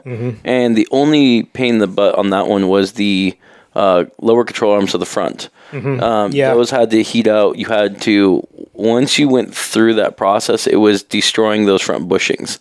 And so you had to be really committed if you're going through and doing that. And that, for me, that was interesting, because I had literally that day bought new GT500 arms for Liger. Oh, okay. And I was taking a brand new bushing and having to destroy it. Right. Because the arms on GT500 are a little bit more beefier than what Liger had. And even though it's a little bit more weight, it's more structurally stable. And if I decide to go supercharger or add more weight for whatever reason. Right. Yeah. You want the beefy up there. Exactly. So you had to heat those, basically melt them out. Oh, yeah. Yeah. And do that and press them out. And I think at some point, even in the instructions, I believe you have to drill them out. Oh, really? Yeah. You have to put in like an actual, you drill them out, leave them out, and then you press them and then heat up the sides and push them more. To get out. Yeah. Interesting. So if you've got a Corvette, you can totally do it on your own if you're even semi-mechanically inclined, and it's worth doing. Just time dedication. It's time and dedication, and just be like, okay, biting the bullet, I'm doing it. But honestly, I didn't destroy anything taking it apart either. If I wanted to, I could put the rubber ones back in, because they're still usable. Now they had started pushing out, the top fronts had started pushing out on their own, and that was part of what made me go ahead and do it. Yeah, but there's also they're rubber, right? There's a timeline you're going to have for any rubber component. Absolutely. Even if you could they break them. down. Yeah. For sure. But anyway, I would totally recommend that. Jeremy, would do it. The other thing I did was the motor mounts, and on the Corvette, that's a pain in the ass. Yeah. Jeremy, I know you talk about like one of your dream cars is a C5 Corvette. Would you ever do that and switch out to poly bushings? Or, because I know yours would be a track car and a road car, kind of like Liger, correct? It wouldn't be a dedicated track car? I would gut that bitch. You would? Oh, so dedicate would you go? Oh yeah. Well, no, I would dedicate it, but I would drive it on the road. So it'd be like Rob's car then, kind of. Yeah. So then would you streetable, but not the main. Streetable, but maybe not super fun on the street. So right. Okay. If you had the C5, would you then go poly bushings, or would you go full metal spherical on that? I'd probably still go poly. Okay. And I think I would do that because you still have a little bit of streetability, right? Yeah. Yep.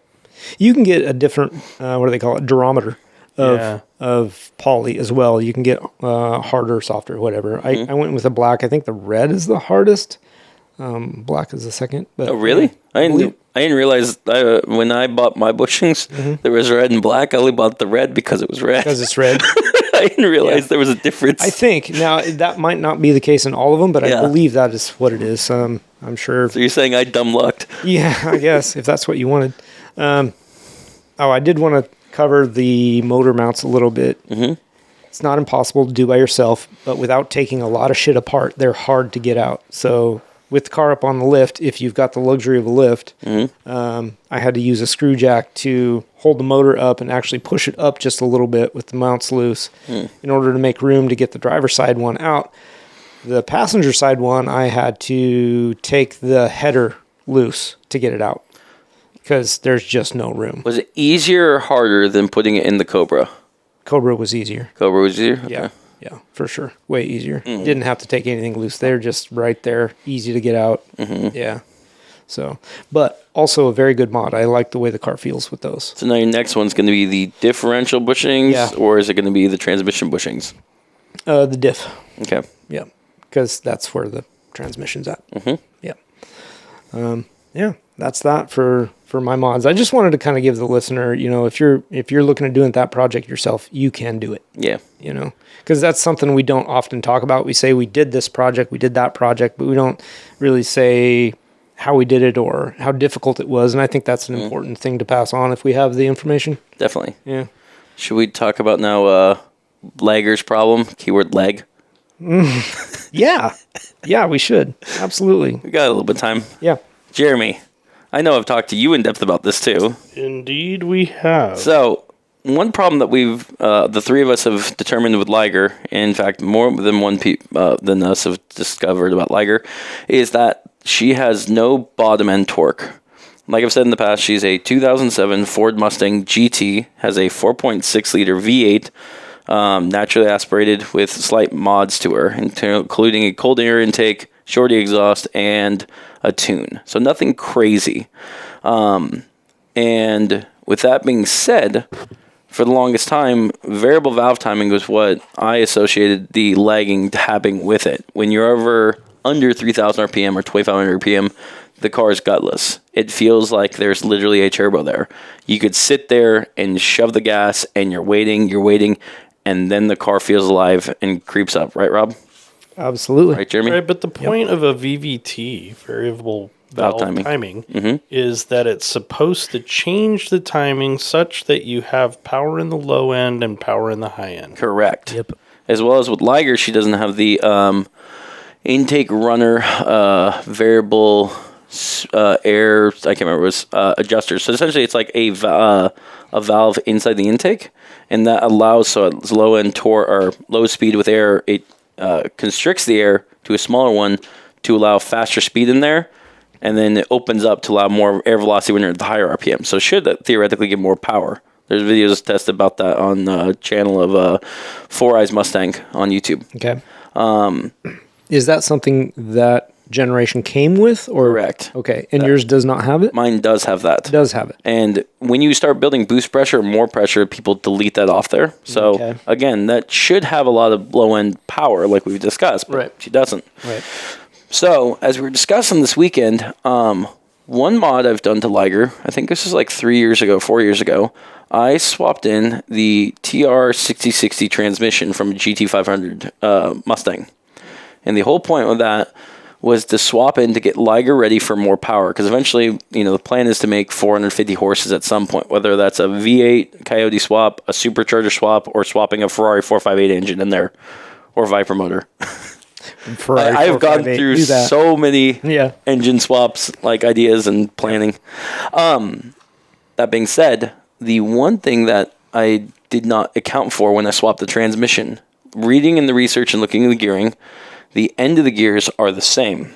So it wouldn't affect my highway speed. That was the one thing I was more concerned about, was driving, be like, okay, well, I'm going through that way. Right. So this is one of the things you called me about last week. Correct. Yes. Which Grant and I talked for hours about this. Yeah. We found out that those are similar. It's on the 6060 is 0.6, and the TR 3650, the original transmission, was a 0.63, very close. Now, first and second gear is a different story, and that's when we're racing is when we use most of those gears. First and second gear on a original TR 3650 is 3.31 in first, and in second is, what is it, Rob? 2 point something, right, Jeremy? I don't remember. Something 279 or 297? Something like that. I think is what you said, yeah. And then going into the GT500, we found out it was actually first gear is 2.9, a difference of 0.4. That's a big difference. And then second gear was a difference of like 0.7 or something like that. Yeah. Essentially, first and second gears were completely off. And by doing the math on the calculator online, they added up right, which for me, when I originally swapped transmission, it worked for me because one of the problems I had with Liger was I would be in corners and I would be between gears. With the current setup of tires and suspension, I would be like, I need to be in second gear because I need to have the speed, but I can't do that because I got to be in first gear, and I'd always be hopping between. Mm-hmm. When we upgrade the transmission, that gave me way taller gearing. First gear is 45 miles an hour. Second gear is 85, 89, something like that. Yep. So I'd be definitely in the course and not having to shift. I didn't realize until I'm like, why is there so much lag? It's because of the gearing. The low end. Correct. Lost it. So one of the things, and I found out from the forums, is that people are 410 swapping the rear differential. So for me, when I did this, I looked a little bit on forums on how to do it. My main thing was I kind of realized this transmission bolts to this Mustang, which means that this will fit this and this will fit this. Mm-hmm. It was kind of a logic problem. Mm-hmm. So there was more of that going on than research. Yeah. And, which did work. And for example, to convert the length, I was like, well, okay, if this engine fits that means that engine mounts to the same spot, which means I need a drive shaft from a GT 500, which I did get and it fit. So the solution that I believe the three of us all can agree on that we came as Liger needs to be upgraded to 410 gearing. Yep. That will put, even though it's a lower end gear, which will give in a normal car better torque and acceleration off the curve, from the math we've done with that, with the TR660 transmission, and it puts it similar, if not a little bit quicker than the original transmission. Mm-hmm. So I shouldn't have the lag anymore. I should have the same speed in first, second gear. Even when I'm up into sixth gear will now be the same speed as what the old transmission used to be. Right, because of the differential of where the gearing is in the 60/60. Now, you're going to change the speeds of your first and second gear. That's the idea. Yeah. Yeah. It's not as much on the top end as you'd think. It's only like 1.5, 2 miles an hour. So if it wasn't that much. No, when we did the math with the 410 added up for first gear was 1 mile an hour difference. Yep. Second gear was 1.5 mile an hour difference. Yeah. It's not that much. So, and that's going to give it better acceleration off the bottom. And that's compared to the original transmission with the original differential in there. Right. Yeah. But you might not see 80 miles an hour anymore. I will not. Gear. No. Yeah, you gotta ask yourself how much you actually use that, right. though, which not very much. If we're getting up to that, you're shifting anyway. Yeah. Right? And the other thing there's a lot of people that don't have 80 plus. Like there's multiple cars that top out at 78. Yep. And they have to shift. Yeah. Just what it is. And the big advantage, I've got a short shifter in there that feels like an arcade video game. And you like shifting anyway. So. I do too. Yeah. I like to be fast and furious in my Xbox. That was hilarious. John has the best quotes. I know. That was good. So I don't know. I feel like so what's your timeline on that? Because I think that's an important upgrade, but I also realize that's kind of a major one. Like, it's going to be a deal. The hardest thing I think comes with is where the rest of the season goes for me. Yeah. Because looking at timelines, I'm pretty much done with the season, at least with the Viper and Corvette Club, after this next 2 events. You're going to make the 11th also? I'm going to try. Okay. Yeah. Because after that, vacation and with family stuff coming in. Well, there's only one event after that. Well, yeah, which is September. Right. In September, I've got the family car show we go to. Yeah. With that being said, we don't have any more events in September. Mm-hmm. After that, in October. Yep. And I think even a few clubs only run a couple events there. Yeah. Which I think, in October. Anyway. Right. Correct. So the timeline for Liger is... Yeah, so do you just run out the rest of the season the way it is and then do that upgrade over the winter? Well, I feel like that might be the best bet right now, is do that. Yeah. Gather the parts now, but don't worry about putting them in. The only parts you need is the 410 gearing. Right. The limited slip we solved this year, and that has been huge for helping. Right. But in terms of gearing, the other big thing that comes in mind is even though I went to school and know how to do backlashing for gearing, it is an art form, and it is definitely with a part that is delicate and something you want to have done right. Agreed. And I would take it to somebody for that. I need to find a very good shop that I can depend on for that and say, can you please do this for me? Yeah. And that's something that's not going to be like, oh, I need done now. It's a timeline. I took my Z to Northwest Driveline down on Columbia. Okay. They did a fantastic job. So I would recommend, I would call them because they typically just work on truck stuff. But if you take the rear end into them loose, they'll do it anyway. That's what I did with the Z. And that's the other thing I'm debating on if I want to do that is take Liger to somewhere to have them do or not. Because my biggest worry is with all the upgrades in there, if it's not in the Mustang shop, I don't want it slapped together. I'd rather, take it out. They're a professional shop. I mean, I wouldn't give you the recommendation if I thought they'd do a shit job. No, I mean, for like example, and again, we talked about this, Mark, earlier. When I work on my car, I need to make sure my hand's on every nut and bolt because we're racing it. If I have a shop that does it, not only do they need a recommendation, but I'm like, I need the guarantee, like, everything will be torque spec to this spec on this certain way it goes. Everything that would need would you take it to Ford then? Would you rather... I don't think Ford would. I wouldn't either. No. Because not. What other race shop is in this area that'll do that? I don't know. Yeah. But that's why they take it to the shop that's going to do 1,000 of them a month. Yeah, that's true. Yeah. Because they know what they're doing. Yeah. At some point, you have to trust that. That's true. They're to do a good job for you. Well, no, and I bet they will. But my thing is, like, for example, like my rear differential is covered, for example, in the Watts linkage. And to have that put back and make sure it's exactly the way it was and torqued the way it was. Well, you're going to have to put that back on. Yeah. That's not going to be something they're going to do. Exactly. So if I bring my car to a shop and they have to take the differential off. Take the diff out. Take it to them. I think that might be the way to go. Yeah, I think so. I think that's the cleanest way to do it because then you know everything else is correct. How that's done. But if Liger's on the timeline is for the winter going through that and doing that, it's also be interesting because more things might come of it. We might have more options, but I'm looking... True.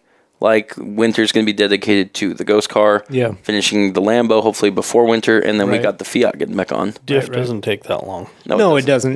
That's almost a side project, honestly. Yeah. I said, gathering the parts now, and then it's just a matter of taking it in when you have time. The one I want to do some research on is, now that we know 410s will put it back to what it was, is if I can find someone who's dedicated to their Mustang as me in racing, and find out if a 430 would actually be a better gearing for the setup. Because we've discussed it, and the main worry is busting axles, especially with stickier tires and stuff like that. That's a different extreme. I have two names for you that I'll give you after the show. Don't let me forget. Okay. So my suggestion was actually look at the 9-inch. Yeah, and that was another option.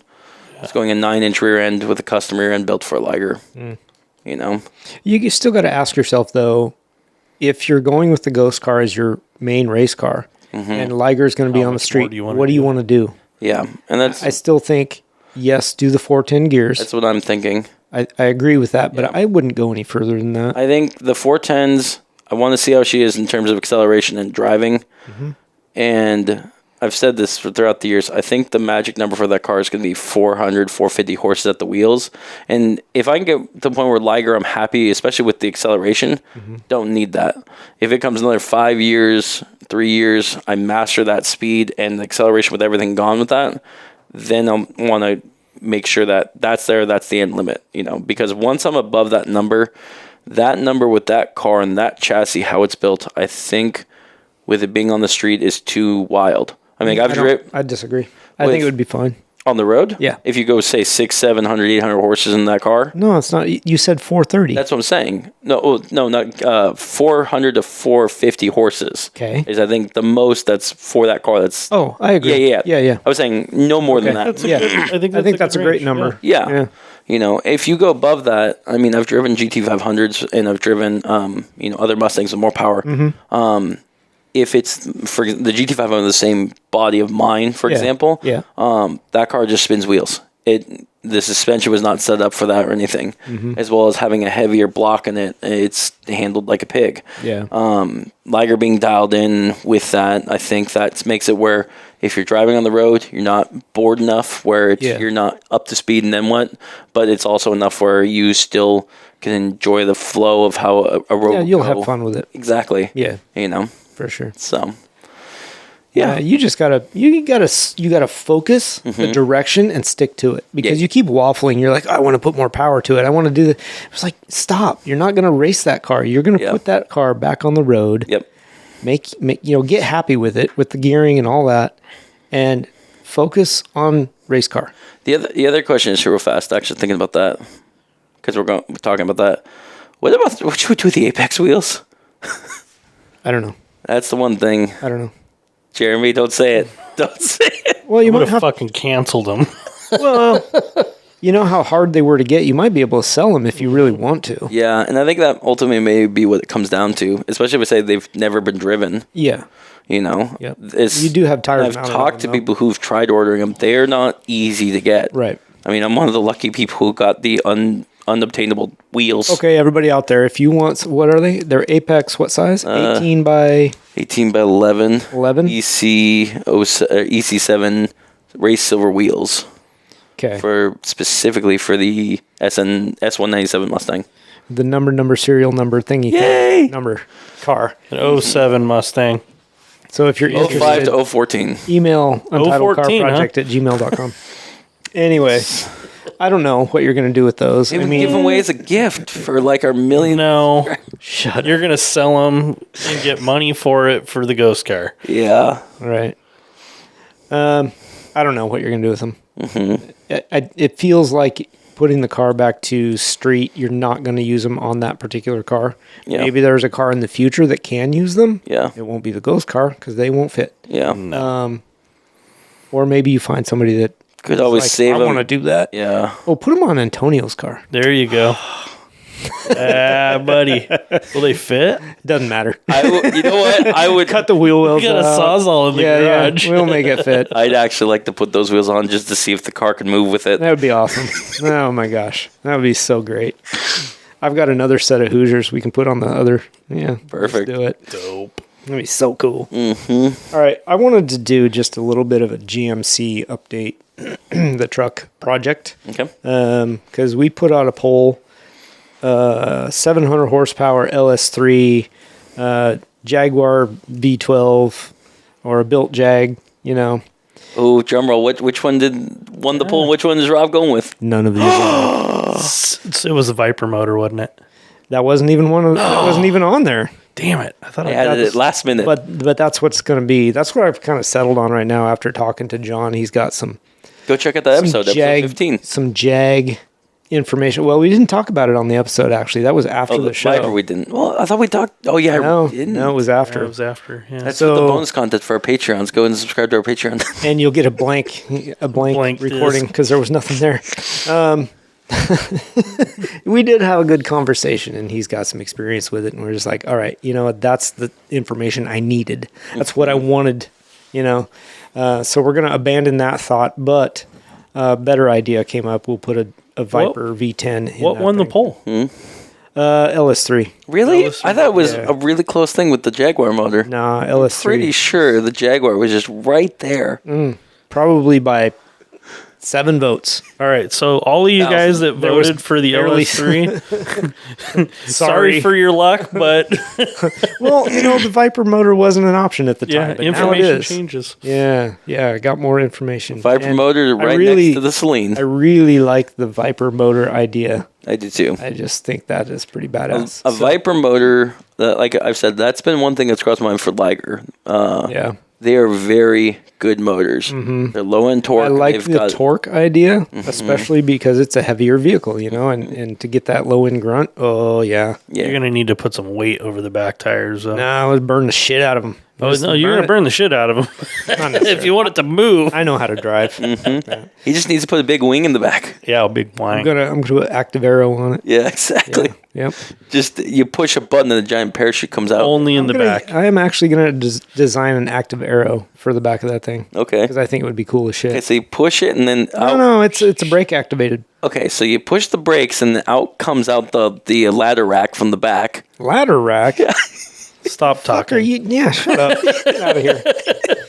What show are you on? You're done. For a truck, right? Oh gosh. Anyway, that's the direction we're looking. Actually, I texted John today and said, "Which motor are you going to sell me?" Yeah, what'd you say? He didn't text me back. He conveniently ignored me. So We'll find one. Oh yeah, that's. We'll have to go up there and check that motor out one of these days. I know it. Yep. If Put it in the if back he of my doesn't truck and have bring it one, home. we'll find one. Yes, we will find one. So that's the update on that. Otherwise, Don't we the know truck's some still more sitting up Viper on the, people that might on have the some? rack. We do. Yeah. Jim? Okay. I don't know how many. I don't think Jim has the stockpile that John does. No, he probably doesn't have the stock. He probably knows where But to we go. know people who know people. We do. We know people that know people. So we got to put the feelers out there and make that happen sooner than later. I'd If like you to have a Viper motor that we'd like to get for Rob in his new car project, not something blown up. email us at untitledcarprojects@gmail.com. Yep. Hit us up on our Facebook at Untitled Car Project. Hit us up on our Instagram. Are you trying to get him a donation motor? I mean, that would work. Yeah. Yeah, that would be way I cheaper. think that's what he was going for, but I I like got confused. sponsorship details. We Anyway. will put your sticker on the truck. Yeah, It might be on the frame, but we'll put it in. It'll be on there. You might have to look for it. No. Okay, no? No, not. Okay. No. Okay. We have no information on that yet. Okay, not yet. Not yet. So wait, maybe by next week. Maybe. Maybe. Hopefully. Fingers crossed. Maybe not. Maybe not. I don't Listeners know. are Is now really it- confused. I know. Yeah. Why don't okay. we worry about that by like September? Let's just. All right. Stop. Okay. Just stop. Okay. Last thing. We ready for the last thing? Yes. Okay. I have a cool one. Coolest thing you saw this week? Car related. Okay. Okay. So it's not car. Oh, you're out. It's motorcycle again. Okay. But the sheer volume of motorcycles at the intersection of 185th and Farmington the other day, there was about 200 Really? motorcycles. Big old Wow. cruise going on. Yeah, they were cruising. I was driving by and I'm like, oh, and I waved and they all waved back. Nice. It was awesome. Yeah. That's cool. A mix of brands kind of Oh thing, yeah, or all Harleys? the one in the or- front. The one in the front was a sport bike, like an older Yamaha, and then there was some Harleys, and there was some BMWs, and big mix. yeah, huge mix of motorcycles. Nice. I don't know what Just club it was, Out but enjoying the sun. yeah, going for a they, big they ride? were heading somewhere. Nice. It looked like a lot of fun. It always does look like a lot of fun. I never got to do it in my street bike days. Never got to do a big ride like that. I did a few with like maybe 10 people in it and that kind of stuff. And it's a good time to be in a group. You actually feel a little safer because you have better visibility on the roads. But I was always awesome. enjoyed that. Yeah. How about you? So I've got two. All right. Okay. One's not super interesting. One's really interesting. I'll let the viewer decide which one it is. Okay. So the first one is from last week. I sent both of you guys this photo, and I was super excited. We had the semi truck come in to bring us some track for our boring machines on a yes. 50-foot trailer. I recall this one. He was coming all the way from California, Yeah. and conveniently on the very back of it was a 1950 blank. I'm not sure, but 50s Okay. Galaxy 500. Yeah. That's awesome. Didn't you say it was a clean. 55? I think so. Yeah. It was. You can give was it the driver's car or was he delivering it He was somewhere? delivering it to someone. Nice. See, when he sent the picture, I You give was him a shout out if you want. I know he's listening. yeah. You don't remember. That is rude. Dang. Oh, I'm sorry, dude. I'm sorry. I remember his company was WTF, which is We know what that WTF Towing. we know what that is. World Towing something, but WTF. Foundation, Yeah. Federation, Federale. Oh, fuck. Yeah. Anyway, 1955. It was clean. He had picked it up from, I believe he said it was a lady who had it in Falcon, you said? Galaxy 500. Galaxy 500. It was in he bought it from an old lady who just decided to get rid of it, and he said it was one of those cars that the neighbors didn't know that car existed. Oh, always in the garage. And it was very out of a condition of a survivor car without being unrestored, Yeah. out of a 10 being like pristine perfect. Right. It was like a 6 or 7. Pretty good. Like there wasn't a lot of rust there. It had some dings here and there. Yeah. The interior was good. The top, it was a convertible too, and the top was in good shape. Wow. Even opened up the interior, like one of the seats in the front had a little bit of rip, but the back seats were immaculate. Wow. He brought some shop up north is taking it, and they're going to restore it or something. But the owners of that new car are definitely going to be very excited for that car. Be pleased. I couldn't believe it when we moved my tracks off the semi. Yeah. He fired the thing up and moved it forward. It actually ran. Oh, wow. And because he needed to tie it down a different spot for weight distribution. Right. So, yeah, no, that was pretty exciting seeing that one. That's neat. You know, I'm pretty sure it had like a straight 6 or a 4 banger in it. Okay. It wasn't a V8. Well, Really? not Not if a it's a 4. Galaxy 500. It Really? would be a 500. Yeah, it's a big block. Really? That was a really quiet V8. No, just Was it only big block 500? that's hence the name, I believe. And I know Got that. the Google. I just thought it was. but I'm pretty sure. Yeah, I thought Galaxy. I know it said 500 on the back, and it said Galaxy, but yeah, no, it wasn't firing all cylinders, baby. No, I mean they Yeah. had really good quiet exhaust on. Yeah. They were not built as a hot rod at that time. No, I it mean was that was a big block, but it was a family car. Yeah. you could just really get Definitely after was. it. They built those like that. I will say though, seeing a car that big with a drop top, I'm like, I definitely want to get one day. Kind of cool. Just have for the experience of bringing friends and family on like a trip or something like that. It doesn't need to be a fast sports car at times. Sometimes it's just you want a cruiser. Sometimes you want to have something. Proven wrong. Galaxy 500 didn't have a 500 in it. No, I don't think they even made a 500 for it. Are you sure? 59 Fairlane 500 Galaxy came with the 352, Huh. 223, 292, 352, I like my thought. 427. Proves I don't know shit. Yeah. 390, 289, 302, 352. That's really funny. But yeah. So, and then the second thing I sent you guys today too, was the Lego video. Nope, didn't watch it. How dare you? You didn't see a random tangents? Dude, there's What? It's a 6 or 8 Lego videos in what? there I haven't seen. So it was a demonstration of the difference between a flat engine and a Boxster engine. Because I always called them the same thing, thinking the same thing. So it was a guy who made out of Legos 2 engines, flat 4 cylinders, and I didn't know this. So like the Boxster engine has. You're gonna believe Lego guy? Yeah, it was very interesting. Okay. I mean, 15 seconds tops of a video, but it showed that like a Boxster engine has journals for each of the pistons on the crankshaft, whereas a flat engine they share. They share a journal. They share a journal as they go back and forth. Yeah, I didn't know that. I didn't know that either. So just the visual really helped out. It might be hard because we're doing audio, but that's the best I could describe it. No, I think that works. Yeah. That makes sense. So I'm still reeling from a Galaxy 500 not having a 500 in it.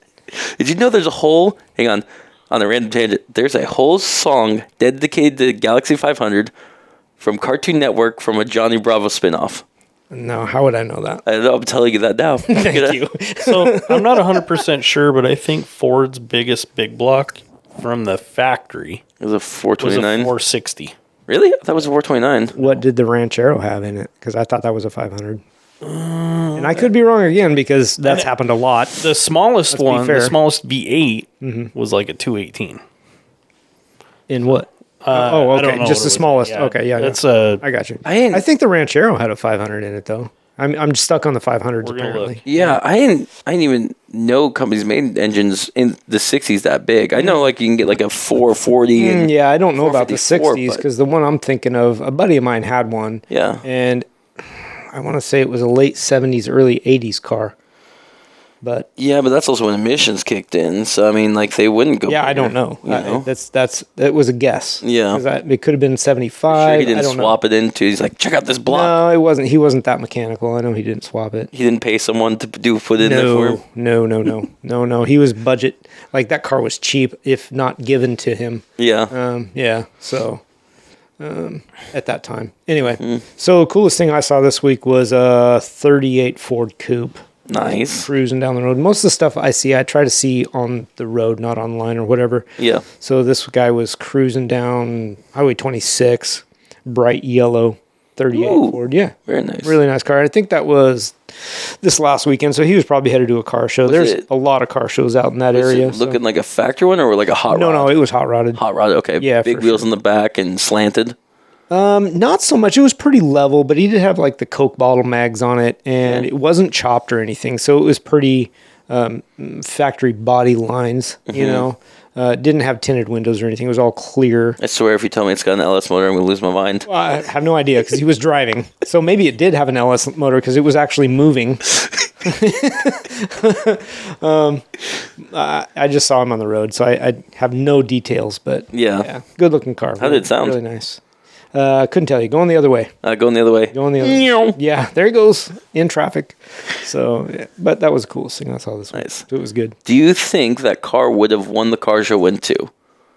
The car show what? And you said you think it looked like It was going to a car show. It looked, I have no idea if it was a judged car show and what else would be there. But do you think if it went to a general car show, It would do well. It would do well. It would do well. Okay. Yeah. Yeah, it was very clean. It was not beat Okay. from what I could see in the 15 seconds that I was able to see it, right? Okay. At 30 miles an hour going the other way. True. Yeah. But it looked good. Jeremy's got something. Okay, what do you got? Do you want me to read them? Sure. Okay, top 10. What are we top 10ing?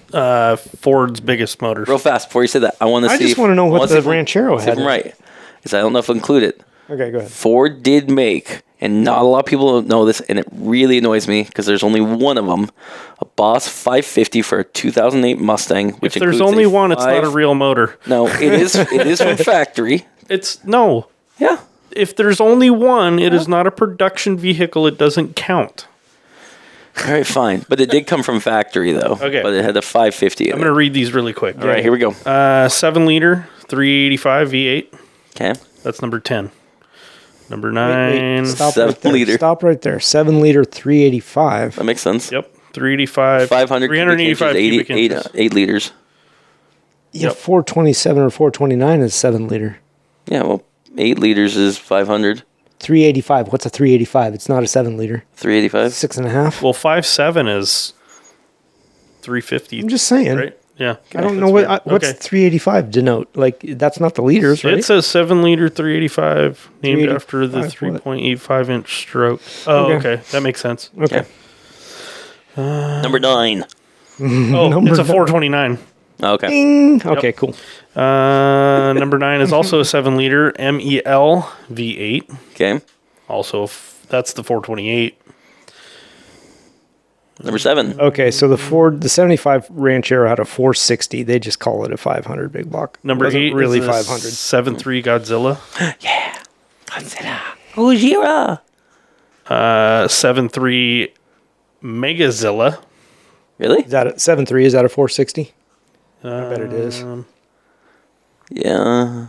Yeah, it's got to be. It's got to be right in there. Okay. 7.5 MEL. Oof. 7.5. That's getting bigger. 7.5 385, which is probably that 385 Still not that 500. Yeah, the stroke. Yeah. stroke. Yeah. So that's a short stroke. Okay. Big pistons though. Okay. Where's that 500? Do 7 point. Eight- What was 5? 8.4. 7.5? 385. 8.4? 8.4. How big was that? 8.4 would be a 500. Or 500. 460. Yeah. No, it's bigger than that. 460. Yeah. Oh, 460 heads. The reason I know 500 cubic inches on an 8 So liter a is because the 7 Dodge Viper Yes. is a 500 cubic inch V10 motor. Okay, it is 500. Okay. All right.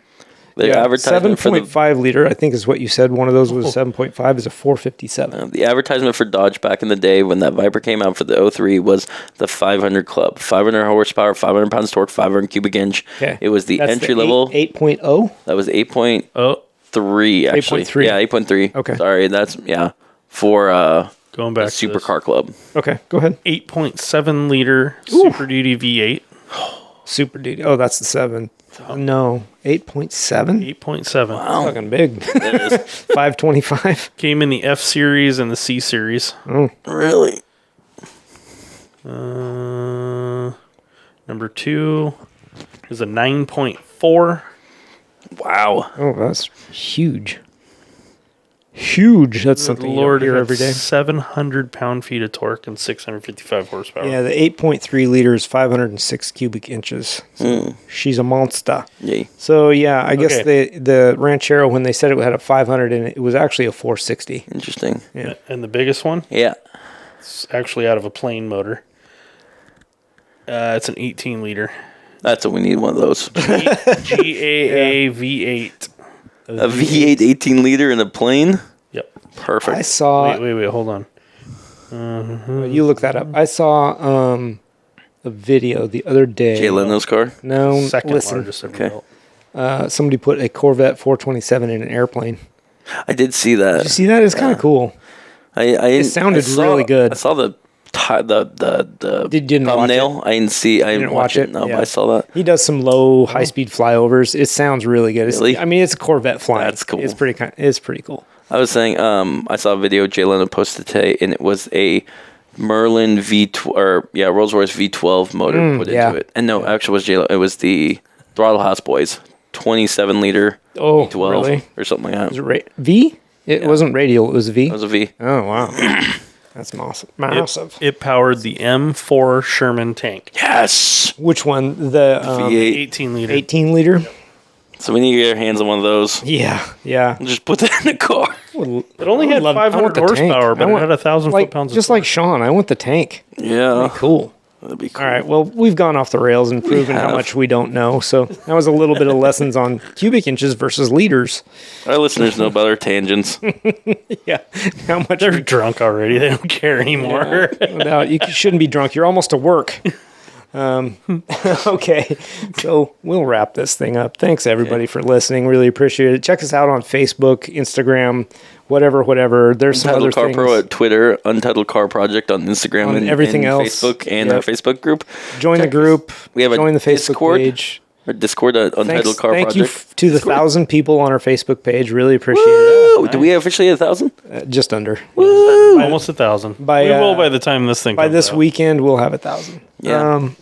So really appreciate it. You guys you keep hitting me up for friend requests and stuff, and I'm hitting confirm. So, anything else? Thank you, Mark, for coming on our show today. Absolutely. Yeah, that was AMT amazing hearing from Motorsports. him. Contact them for your Corvette specialty parts. That guy is rad. Oh, yeah. He's rad. Heck yeah. Yeah. Watch his video. Watch that video. Yep, we'll post that up. And everybody have a great week. Thanks for listening. Thanks for listening, guys. Catch you later.